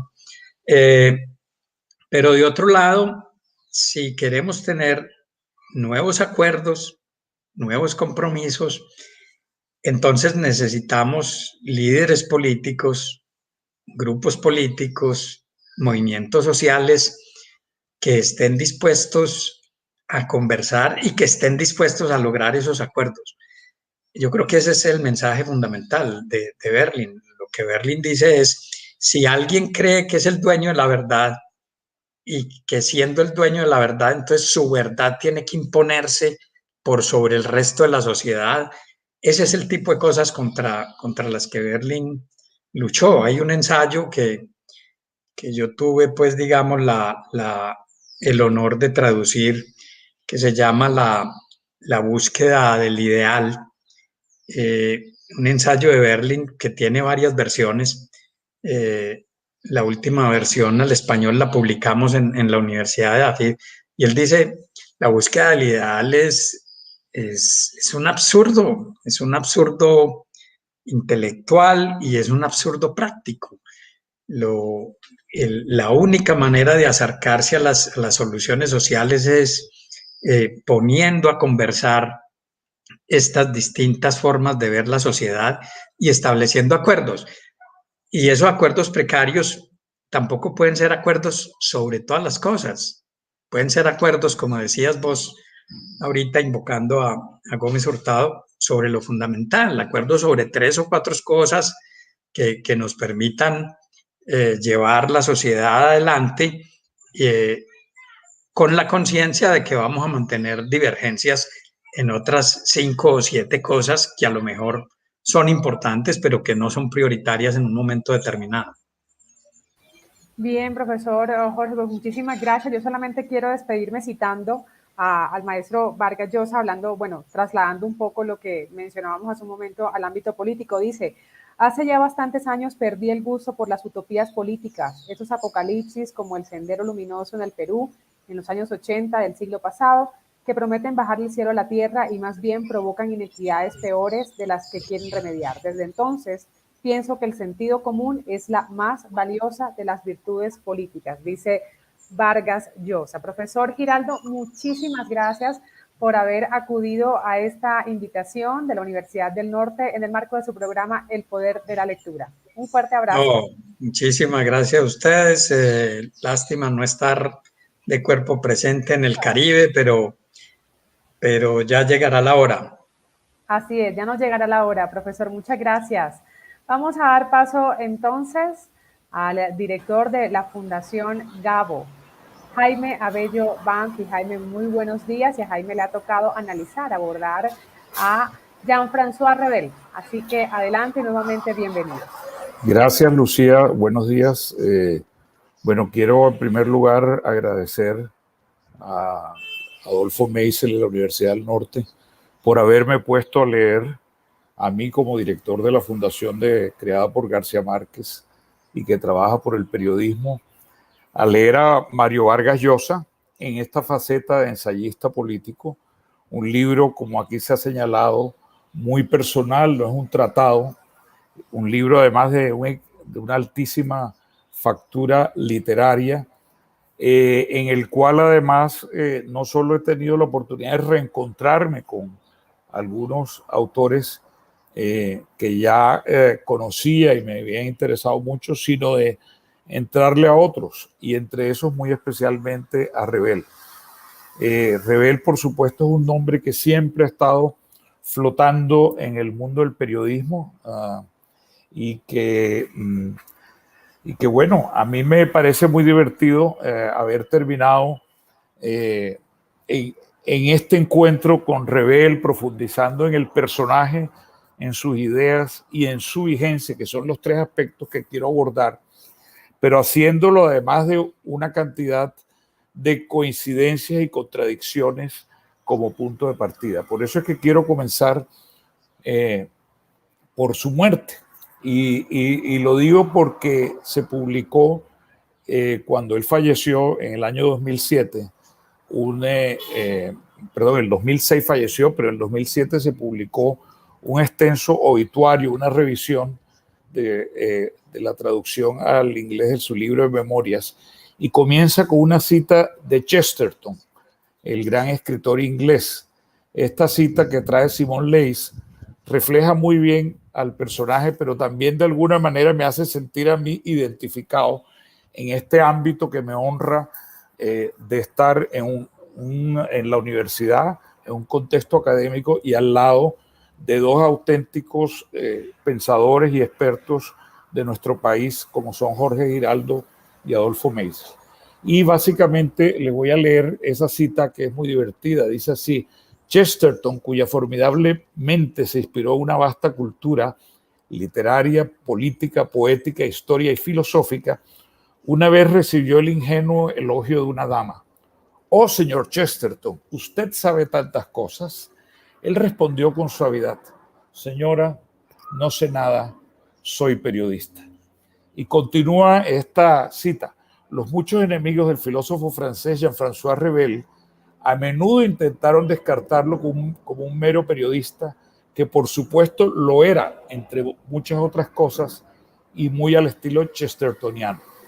Siempre discutiendo con sus interlocutores, estaba apasionadamente comprometido con sus ideas, pero si se tomaba sus propias creencias con total seriedad, no se tomaba en serio su propia persona. Una vez más, uno podría aplicarle lo que dijo el hermano de Chesterton de su famoso hermano. Tenía una necesidad apasionada de expresar sus opiniones, pero las expresaría con la misma facilidad a un hombre que conoció en un autobús. Esta cita de este obituario, el ensayo de reseña, me sirve para abordar el personaje. Un personaje algo singular dentro del elenco del libro, de este magnífico libro de La llamada de la tribu, porque se parece a los otros autores en que casi todos, excepto Hayek, se formaron como filósofos. Casi todos, entre otras cosas, también excepto Hayek y tal vez Adam Smith, hicieron un gran esfuerzo de divulgación y utilizaron los medios, las columnas periodísticas para compartir, para dialogar. Jorge nos recuerda ahora que también la radio, en el caso de Berlín, pero realmente en el caso de Revel se le ve principalmente como un periodista y a pesar de que fue un hombre que tuvo una obra muy extensa y de mucho éxito comercial, posiblemente estaría en discusión, digamos, cuáles son los elementos centrales de un corpus de pensamiento que pudiera ser su herencia ideológica. Yo quiero decirles que yo personalmente con esta lectura he encontrado una cantidad de referencias y de citas que me parecen absolutamente pertinentes y vigentes, y allá espero llegar en esta charla, por supuesto extrapolándolas a un contexto que él no vivió, pero que de alguna manera anticipó, que entre otras cosas anticipó con esa singular habilidad que tenía, tomada del periodismo seguramente, de ponerle unos títulos magníficos a sus libros. Pero empecemos diciendo algo, que Revel no nació como Revel. No hay un niño que se llame Jean-François Revel. Su apellido original era Ricard, y por eso hay uno de sus libros, que son los diálogos del monje y el filósofo con un hijo de él, no son entre Mathieu Revel y Jean-François Revel, son entre Mathieu Ricard, que es un hijo de su primer matrimonio, y Jean-François Revel, su padre, que cambió oficialmente de apellido desde 1978. ¿Y de dónde tomó el apellido? El nombre Revel puede suscitar, no sé, pues la confesión es muy simple. Él lo tomó de un restaurante, de uno de los restaurantes que le gustaba, y aquí esto nos va marcando.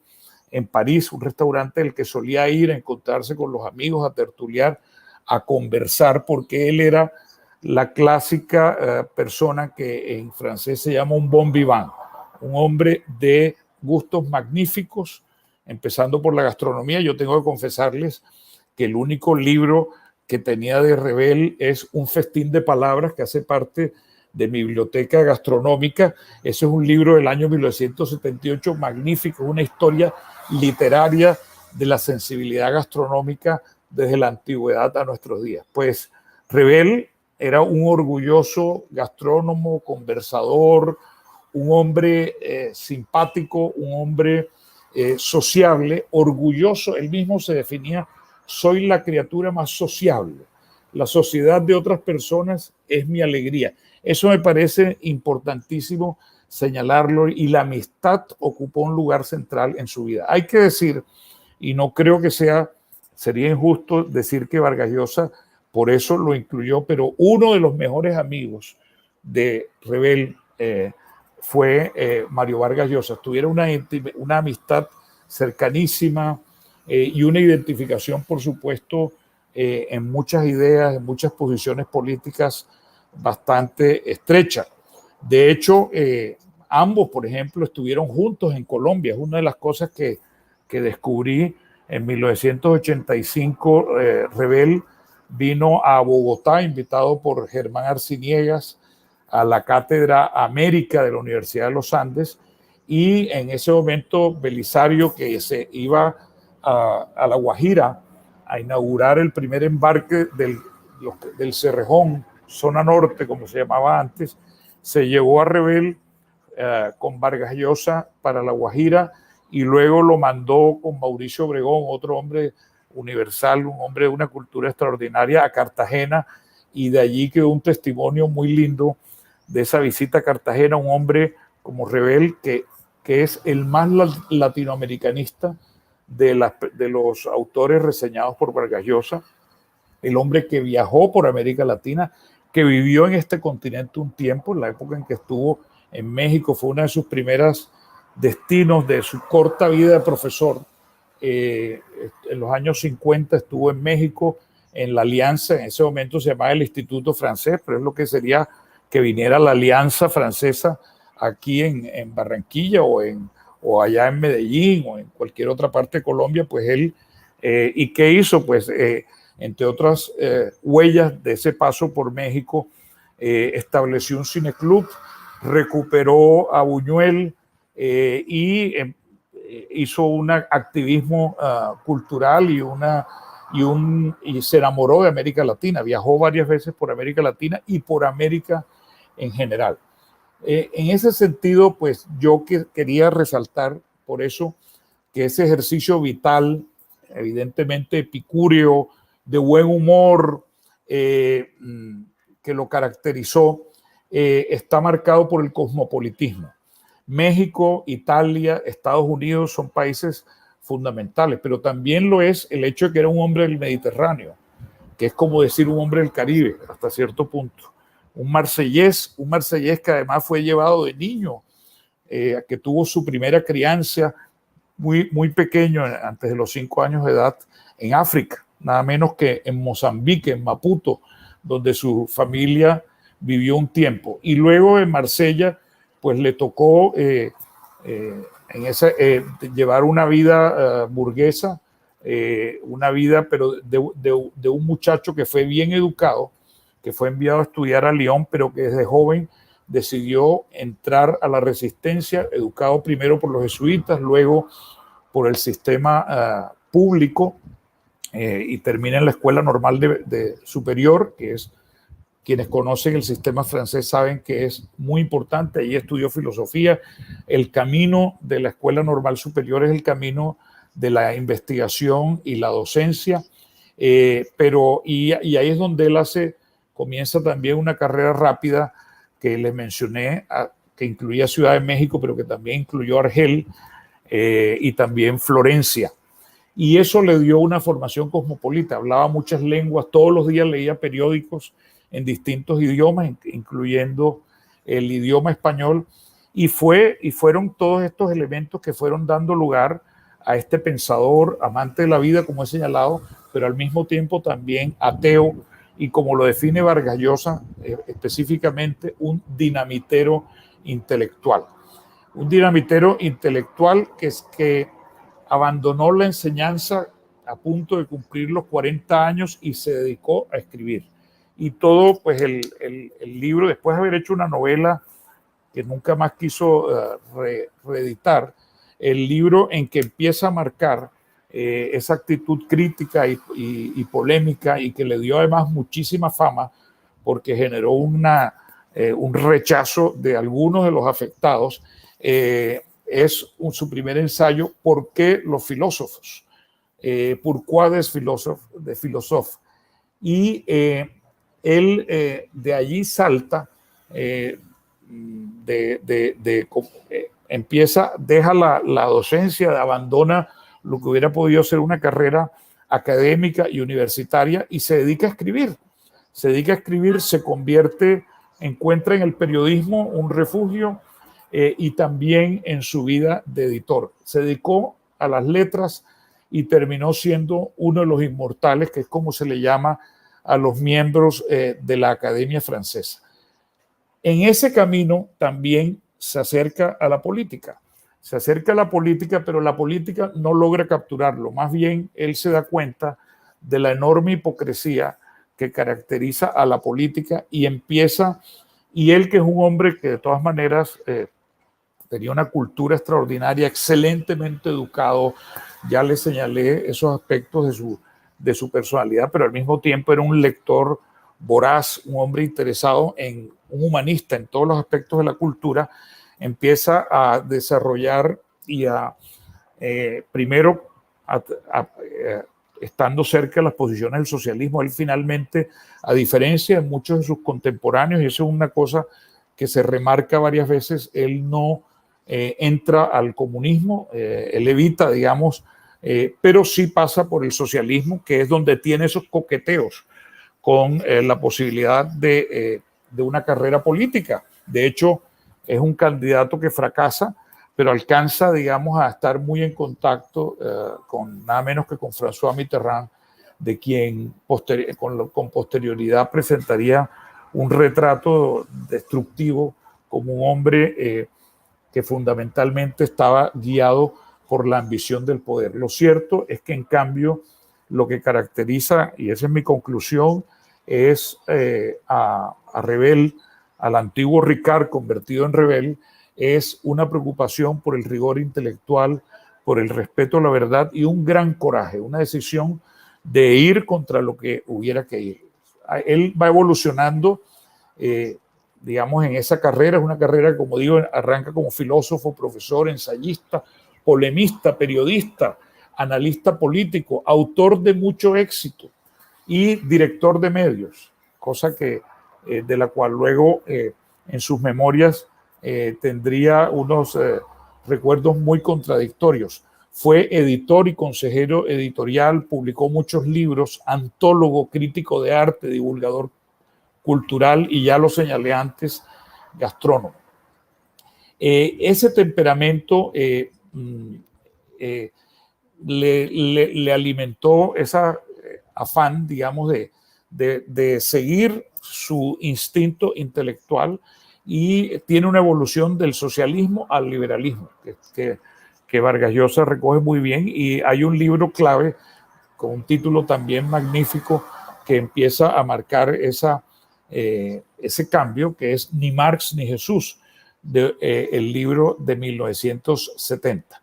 Yo diría que toda esa evolución de su pensamiento lo vuelve ante todo un antifascista, que lo había sido desde su juventud, desde que estuvo en la resistencia francesa contra los nazis, anticolonialista, que para eso se necesitaba valor siendo francés, porque hubo muchos, sobre todo gente de la izquierda, que no se atrevió a denunciar los males del colonialismo, especialmente en la cuestión argelina, que es algo que dividió a la sociedad francesa y en la cual el mismo Revel, habiendo pasado por ese país como profesor de instituto en Argel, se da cuenta que eso pues no va a ningún lado, que lo que se está es creando una enorme división con un país que tenía tantos vínculos culturales desarrollados ya con Francia como una colonia muy especial.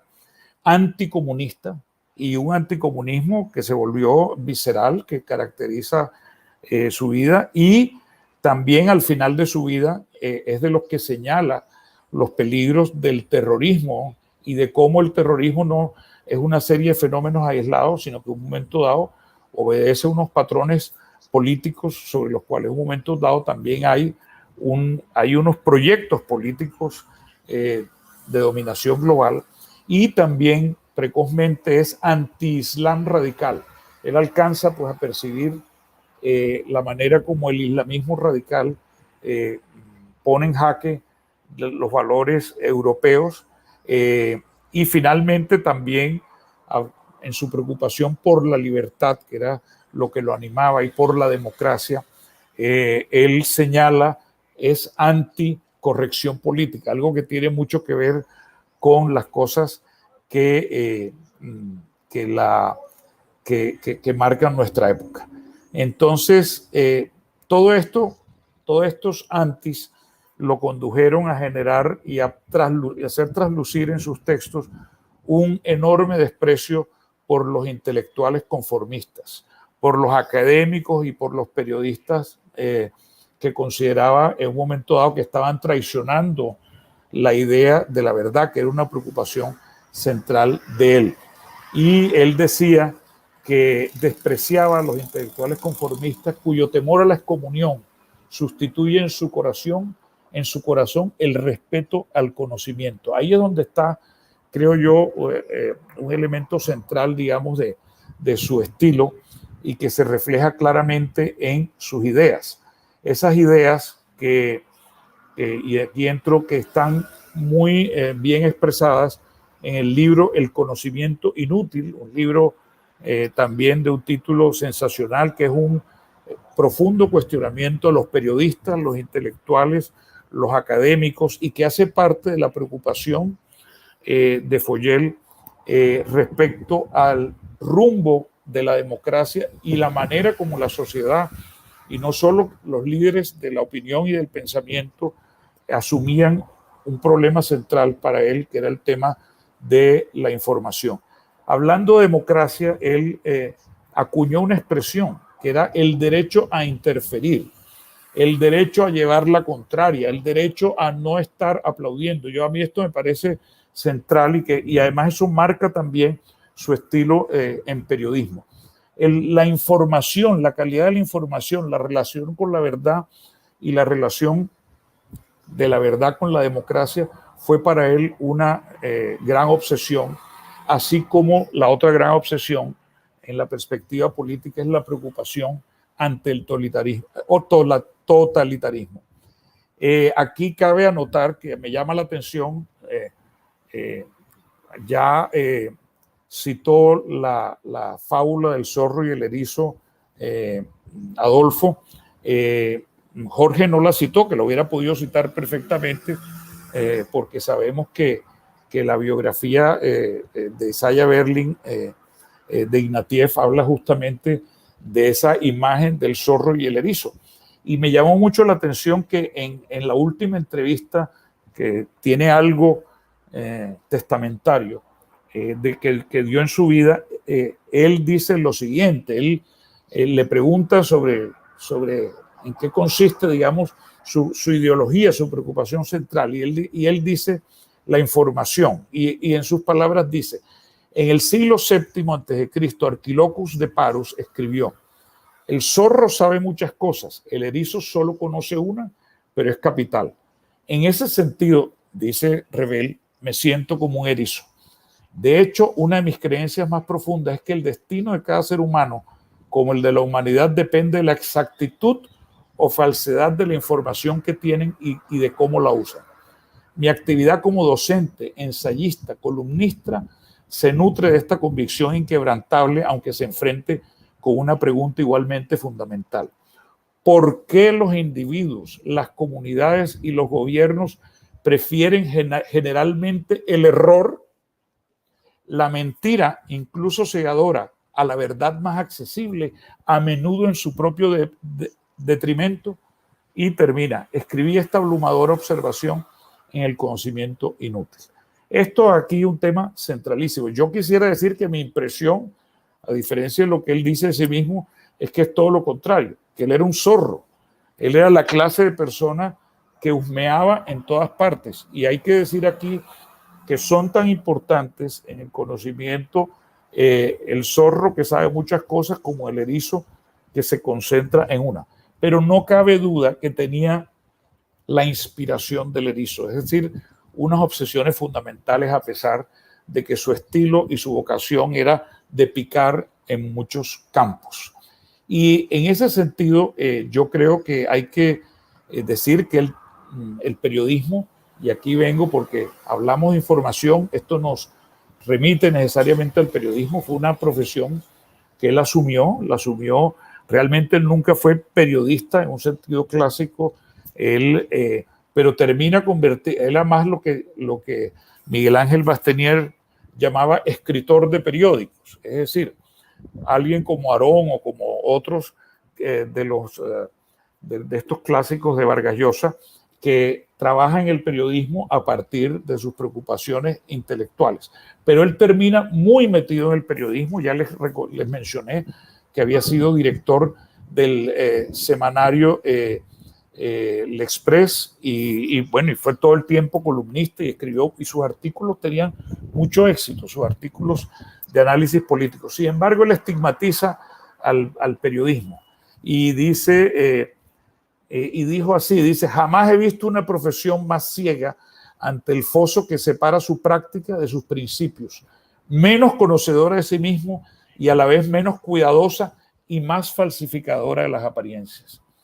Yo quiero decir que no me extraña que haya dicho esto del oficio del periodismo, y no me extraña porque no cabe duda que el periodismo ha servido para muchas cosas y que el periodismo, que ha hecho una promesa ética a la sociedad, en la medida en que ha existido, muchas veces traicionó esa promesa ética. Y él lo remarca, pero él mismo hace parte, digamos, del juego del periodismo. Es como un iconoclasta que es un insider y un outsider que entra a este mundo del periodismo, pero sin duda él cuestiona profundamente a los periodistas, así como dije antes, cuestionó a los filósofos, cuestionó al establecimiento académico y cuestionó en general la entrega de los intelectuales al poder. Y poder no solo alrededor de, en un momento dado, el fragor de las luchas políticas, sino también de las grandes dogmas, y especialmente de los dogmas que él más advirtió y más le preocuparon, que era la idea, digamos, del totalitarismo, especialmente, obviamente, no solo el totalitarismo de derecha contra el cual combatió precozmente, sino el totalitarismo de izquierda. Una preocupación central, una idea alrededor de, digamos, de la calidad del uso de la información en nuestras sociedades, pero otra idea central, no cabe duda, es su preocupación por la fragilidad, por la democracia. Aquí Vargas Llosa cuenta en su libro que después de la tentación totalitaria leyó cómo terminan las democracias. Y dice: lo leí en los intervalos de un congreso de periodistas en Cartagena, Colombia. Me ocupé de investigar ese congreso de periodistas y me pareció muy divertido encontrar que había ido invitado por Germán Arciniegas y se dio cuenta en medio del congreso, o sea, 2 años antes Germán Arciniegas ya estaba la invitación, porque la visita con Rebel fue el 85, esta del Congreso de Periodistas en Cartagena fue el 83, y resulta que descubre y luego escribe sobre eso que era un congreso de periodistas patrocinado por la secta Moon, una famosísima secta coreana con implantación en el mundo entero, y del reverendo Moon, por cierto, famoso por ser propietario de medios, que era el propietario del Washington Times. Y allí leyó cómo terminan las democracias y señala allí, Rebel, lo que significa su preocupación de que la democracia sea un paréntesis, un accidente en la evolución de la humanidad. Y por eso es que él es tan radical en justamente insistir en la necesidad de desenmascarar el totalitarismo y no hacerle el juego por, digamos, ese acomodamiento y por temor no hacerle el juego a los dogmatismos y a la propaganda en un momento dado de la izquierda o de la derecha. Él también ve con gran preocupación cómo emerge esa derecha extremista francesa, una derecha que hoy en día es políticamente muy importante en toda Europa. Y con esto quisiera además recordar que el énfasis desde el punto de vista, digamos, de sus conceptos del trabajo intelectual, del periodismo y de la escritura es la preocupación por los hechos, por ir a las fuentes, por preferir el original a las glosas, por desembarazarse del conocimiento inútil, título del libro, y sobre todo de la información que por lo general él percibe como manipulada. En ese sentido, él insistía en que había que ver antes que deducir. Él luchaba, era un hombre de reconocido estilo literario, pero además muy preocupado por la claridad.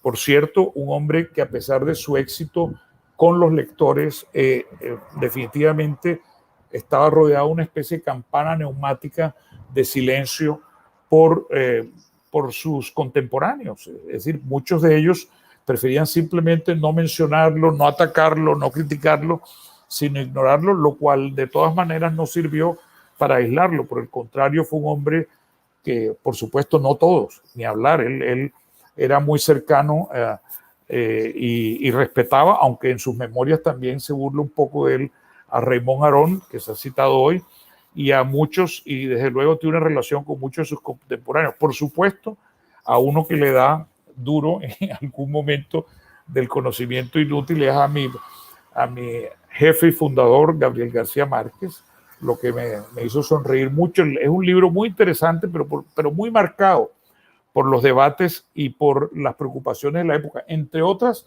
constituye también un ajuste de cuentas. Él hacía ajuste de cuentas todo el tiempo, y así como lo hace en el conocimiento inútil respecto a muchas de sus decisiones editoriales en el Express y a muchas incomprensiones y ataques que recibió o la manera como, ya lo dije, como era ignorado, también hace unos ajustes de cuentas formidables en sus memorias, que tienen un nombre muy interesante, que es El ladrón en la casa vacía, un nombre sugerido por su hijo, el monje, el primero biólogo y luego monje tibetano Mathieu Ricard, a partir de una historia tibetana, y precisamente la idea del ladrón en la casa vacía es entrar, digamos, a un mundo intelectual en el cual no se encuentra nada, en lo que se encuentra es pura retórica, se encuentra un vacío, y eso constituyó, como digo, parte de la misión autoimpuesta, la misión de desenmascarar, la misión de denunciar las imposturas intelectuales, los totalitarismos, y hacerlo con un ánimo polémico, sin temor, no tragar entero, no servirle a ningún oficialismo, no servirle a la propaganda de nadie, y eso es algo que me merece a mí personalmente mucho respeto, así pueda estar en desacuerdo con muchas posiciones de él. Quiero acercarme en una tercera parte, habiendo visto un poco al personaje y sus ideas, a que yo percibo que hay en las ideas de Aron, de Rebel, y en general en el libro de Vargas Llosa hay algo que no puedo dejar de desligar en esa crítica cultural, social y política, y en ese pensamiento liberal con lo que estamos viviendo en esta era de la información. Yo quiero, obviamente no es un tema central del libro, Vargas Llosa lo menciona apenas de manera lateral, aunque él recuerda su libro La civilización del espectáculo, donde más toca el tema es hablando de Popper, en la sección dedicada a Popper, habla un poco de la televisión, habla un poco de los medios de internet, pero no profundiza. Vargas Llosa se queda en un punto como y yo aquí, en cambio, quisiera decir que yo encuentro, me sugirieron tanto Rebel como Vargas Llosa muchas ideas respecto al momento que estamos viviendo, ideas que tienen que ver con los planteamientos de fondo que están en estos textos, y en un libro como El conocimiento inútil de Rebel, y por qué no decirlo también, el poder de las ideas representado, digamos, en estos títulos como La llamada de la tribu, títulos como El conocimiento inútil, títulos de cómo acaban las democracias. Entonces, y yo el planteamiento que quiero hacer es que, a pesar de que El conocimiento inútil fue publicado en 1988, un año antes de la creación oficial, o digamos, de la World Wide Web, muchas de las ideas que están reflejadas en ambos, tanto en Rebel como en las preocupaciones de Vargas Llosa, creo que son pertinentes para este momento, y trataré de resumirlas. Lo primero es decir que la expansión de Internet, que despertó tantas expectativas de democratizar la comunicación, el conocimiento, la participación cívica, hoy en día nos tienen alarmados porque nos hemos dado cuenta que la esfera digital y su virtualidad, así como son un lugar bienvenido de infinitas expresiones, encuentros y sinergias, en la práctica son también un lugar de aislamiento en burbujas de información, en vivencias y percepciones alternativas, que tienden a reforzar los sesgos, a distanciarnos y eventualmente a atizar los enfrentamientos. De hecho, el inventor del concepto de la World Wide Web, la red mundial, Tim Berners-Lee, ha dicho con toda claridad que contra lo que pensaba justamente en 1990, cuando esta comenzó a extenderse, hoy en día su temor es que la red mundial es un espacio de distopía, de prejuicios, odio y desinformación. Las cifras y la problemática son reales y todo esto está muy conectado a las preocupaciones de Jean-François Revel. Por ejemplo, el escenario de la desinformación organizada, de la prevalencia de la mentira, de la idea de posverdad, de cómo las noticias falsas, la simulación, el pseudoperiodismo se expanden a través del Internet, es una realidad que de alguna manera está prefigurada en el conocimiento inútil y está y se le pone énfasis. Por supuesto, no es el único que habla, no es el único pensador que habla sobre el problema de cómo asumimos y cómo de alguna manera convivimos con la mentira. Yo quisiera aquí citar, pero él lo dice de una manera muy clave. Aquí quiero citar nuevamente a Foyel, a Revel, y citar también a otra persona que me interesa mucho, que es Hannah Arendt. Hannah Arendt dice en un libro que se llama Verdad y Mentira en la Política, una contemporánea de Revel, dice: el tema de estas reflexiones es un lugar común. Nadie ha dudado jamás con respecto al hecho de que la verdad y la política no se llevan demasiado bien y nadie que yo sepa ha colocado la veracidad entre las virtudes políticas. La mentira siempre ha sido vista como una herramienta necesaria y justificable para la actividad no solo de los políticos y los demagogos, sino también del hombre de Estado. ¿A qué se debe esto? ¿Qué significa para la naturaleza y la dignidad del ámbito político por un lado y para la naturaleza y la dignidad de la verdad y la veracidad por el otro? Y ahora quiero citar a Revel. Revel dice: a menudo se oye a los ciudadanos de los países democráticos alabar a un hombre político por su astucia, el arte de embaucar a la opinión pública y engañar a sus rivales. En cierto modo, dice, es como si los clientes de un banco aplaudieran al director por sus talentos como ratero. La democracia no puede vivir sin la verdad y el totalitarismo no puede vivir sin la mentira. La democracia se suicida si se deja invadir por la mentira, el totalitarismo si se deja invadir por la verdad. Como la humanidad se encuentra comprometida en una civilización dominada por la información, dice Revel, una civilización que no sería viable si fuera regida de manera predominante sobre la base de una información constantemente falseada, creo indispensable, si es que queremos perseverar en la vía que nos hallamos, la universalización de la democracia y por añadidura su perfeccionamiento. Pero creo más probable, advierte y casi que lamenta, en el presente estado de las costumbres, de que las fuerzas y el modo en el presente estado de las costumbres, de las fuerzas y del modo en que queremos vivir, el triunfo de la mentira y de su corolario político.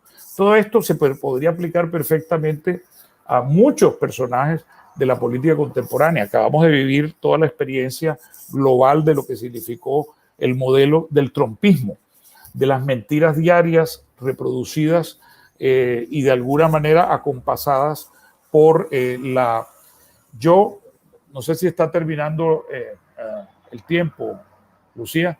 Bueno, yo quisiera, déjame terminar, por favor, dame unos 2 minutos más. Entonces, señalar lo siguiente. Vale la pena releer a Revel en la perspectiva de la preocupación por el avance de la desinformación organizada en el contexto tecnológico actual. Eso es una realidad que va creciendo en la medida en que todos nos comunicamos a través de los móviles, en que el crecimiento de la inteligencia artificial y el deepfake parece imparable por el uso masivo de una cantidad de mecanismos. Creo que además tenemos un reto de ver cómo vamos a administrar desde el punto de vista de la supervivencia de las democracias esta especie de tormenta. El segundo problema que quiero decir frente a la preocupación de Revel ante el totalitarismo es el triunfo relativo del totalitarismo tecnológico. Y con esto quiero referirme específicamente a China. Yo estoy muy impresionado en la manera como China está utilizando la tecnología para el control social y la ha utilizado exitosamente sin duda para el control de la pandemia, pero bien sabemos también que la está utilizando de manera invasiva, absoluta, casi que obligatoria en los celulares y en las redes sociales chinas para el control de las ideas, para el control de etnias, como es el caso de los yugures, y por supuesto todo esto en otro tema que le preocupaba a Foyel, que era el contexto de la censura, a Revel, en el contexto de la censura y las restricciones a la libertad de expresión. Y seamos reales, nada garantiza que la democracia va a existir para siempre.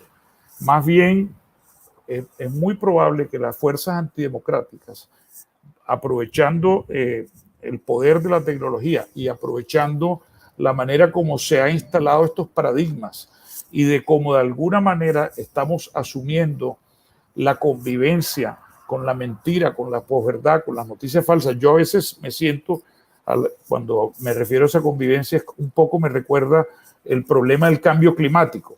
Es como si supiéramos que el cambio climático es imparable. Hay que combatirlo, hay que frenarlo, hay que denunciarlo, pero va avanzando, avanzando y avanzando y va marcando nuestras vidas. Algo así, creo yo, es mucho lo que vemos. Y en medio de todo, y con esto ya termino, el problema también, y rescato aquí a Vargas Llosa, es una tendencia muy preocupante cuando hablaba de burbujas de información, que es la tendencia a la tribalización digital, al crear mundos digitales aislados en el cual seguimos unas pocas ideas, seguimos unas obsesiones, en el cual nos alimentamos de cámaras de eco, en el cual renunciamos a las ideas que este libro promueve, las ideas de la crítica, de abrirnos a oír a los demás, del pluralismo, de todo esto de esa disposición a escuchar y a ver la contradicción de valores, como lo señalaba Jorge Giraldo. Allí hay un problema crítico, no hay más tiempo para profundizar, pero quiero invitar a que repensemos si posiblemente la tribu no nos está llamando de nuevo y de manera bastante ruidosa a través de una cantidad de gritos que provienen del mundo digital y en el cual muchas personas se refugian, y yo creo que no excluiría a nadie porque muchas veces nosotros nos hemos visto también encerrados en nuestras propias cámaras de eco. Yo entonces diría, vale la pena hacer una relectura de todos estos pensadores liberales a la luz de esta era de la información, de la posverdad y del tribalismo digital y del totalitarismo tecnológico. Muchas gracias. Muchísimas gracias, Jaime, por esta reflexión de verdad tan importante sobre Jean-François Revel, que ahora sabemos que es Jean-François Ricard, además. Fue Ricard, pero él cambió oficialmente por Revel por el restaurante que le gustaba en París. Que le sirvió de seudónimo. Comenzó como un seudónimo, por supuesto. Así es. Me alegra mucho que haya citado a Hannah Arendt, porque bueno, Hannah Arendt siempre es el punto de partida para poder estudiar a Adela Cortina y a Adela Cortina a través de su teoría del interlocutor válido, es decir, de validar a ese otro, de validar a ese interlocutor que puede ser cualquier persona, que puede ser cualquier ciudadano, pero que tiene una validez tan propia como el individuo mismo. Bueno, antes de darle la palabra a nuestro rector que quiere hacer un anuncio, al final pues dar unas palabras de cierre, quiero citar del libro al maestro Vargas Llosa cuando habla de Jean-François Revel y dice: sus libros y artículos sensatos e iconoclastas, originales e incisivos, resultaban refrescantes dentro de los estereotipos, prejuicios y condicionamientos que asfixiaron el debate político de nuestro tiempo. Jaime, muchísimas gracias de verdad por haber acudido a esta cita con el poder de la lectura. Quiero darle paso, un fuerte abrazo a todas las personas de la Fundación Gabo también, y quiero darle paso a nuestro rector, Adolfo Meisel. El sonido, rector. Suele suceder. Bueno, suele suceder. Bueno, muchas gracias, Lucía. Quiero darle las gracias muy especialmente a Jorge Giraldo y Jaime Abello por esta magnífica presentación que han realizado en el día de hoy. He aprendido mucho, pero no me va a poder cambiar el nombre porque no pegaría mucho a Adolfo Steakhouse, pero bueno, hemos aprendido, no, en serio, hemos aprendido mucho. Realmente estoy muy contento con este ejercicio. Y ya Jorge Giraldo habló de la magnífica biografía de Michael Ignatieff sobre Isaías Berlin, que es el libro escogido para el año entrante. Entonces, para el poder de la lectura. Segundo, insistir en la promoción de nuestro librería Kilómetro 5, donde vendemos el libro, pero no cualquier promoción. A nosotros los distribuidores nos dan algo así como el 45% de descuento y nosotros le transferimos al comprador ese descuento casi en su totalidad, más o menos el 40%. Entonces, si ustedes compran lo pueden pedir por internet. Mejor dicho, en este momento básicamente lo tienen que pedir por internet. Pueden comprar el libro les va a costar 40% menos que en cualquier librería. Entonces, los invito a eso, a que compren el libro antes que se agote, porque se está agotando. La última vez que me dijeron había 50 copias. Entonces, bueno, agotemos el libro pronto, pues cómprenlo pronto, que si no, de pronto van a tener que comprarlo casi con un 40% más de precio. Lo segundo, señalar que tenemos un evento más del programa de poder de la lectura este semestre, del libro El llamado de la tribu.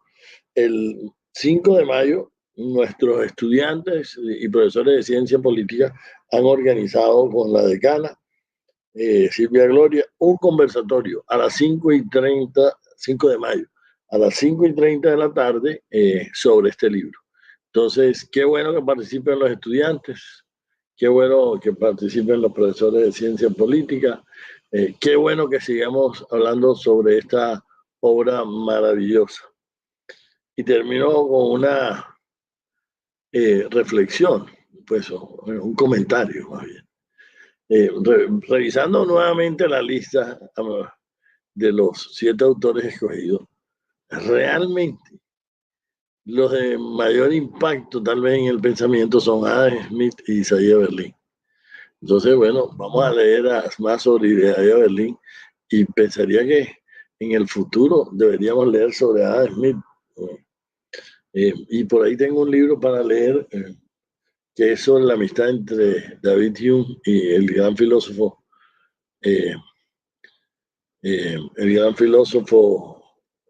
pues ya no, británico, para no equivocarme, probablemente escocés también como Adam Smith y Adam Smith. Entonces, bueno, sería bueno, ¿no? Los otros también maravillosos, pero digamos que tuvieron una impronta mayor, tal vez serían esos dos, pero por supuesto es un criterio arbitrario y muy personal. Entonces, y cierro con un comentario. Qué libro tan magnífico el que se ha escrito Mario Vargas Llosa. Realmente tenemos que agradecerlo, porque es una invitación. Este libro es una invitación a leer pensadores muy importantes, todos 7 muy importantes, todos 7 en la medida en que uno oye a personas que lo estudian, que lo ven, queda uno muy contento y escrito con la pluma maravillosa de Mario Vargas Llosa, con su sentido del humor, porque hay mucho sentido del humor aquí en este libro, de ironía. Es un abreboca. Y eso es lo que queremos, que nuestros estudiantes se embarquen en la maravillosa aventura que es leer, sobre todo en estos tiempos de COVID, que tenemos un poquito más de tiempo, porque no podemos ir a la playa, no podemos ir a muchos sitios, no podemos viajar. Entonces, que aprovechemos. A mí a veces me gusta salir al balcón y ponerme a leer un rato y viajar por el mundo de manera mental o por otras vidas. Entonces, los invito a todos los estudiantes a que lean mucho. Yo alguna vez le dije a algunos estudiantes de Soledad que me preguntaron y que una fórmula para el éxito. Yo le dije, lean mucho, aprendan inglés y mamen gallo. Y uno levantó la mano y me dijo, yo soy bueno en el tercero, profesor. Entonces, así no funciona, tienen que ser los tres a la vez. Muchas gracias.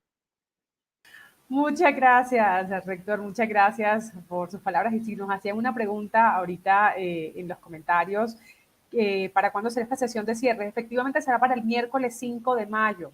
Miércoles 5 de mayo ya estarán los estudiantes de Ciencia Política con sus profesores en una maravillosa sesión de cierre de esta obra de Mario Vargas Llosa, La llamada de la tribu.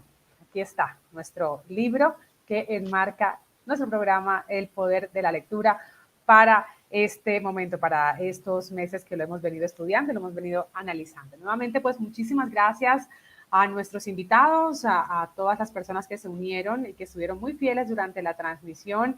No se olviden de comprar el libro, de leerlo, de estudiarlo y de seguir muy pendientes de todas las obras que son analizadas en nuestro programa El Poder de la Lectura. El cubrimiento de esta transmisión está en nuestras redes sociales. Un fuerte abrazo para todos. Feliz tarde. Los siguientes contenidos de Uninorteco te pueden interesar. No olvides suscribirte a nuestro canal.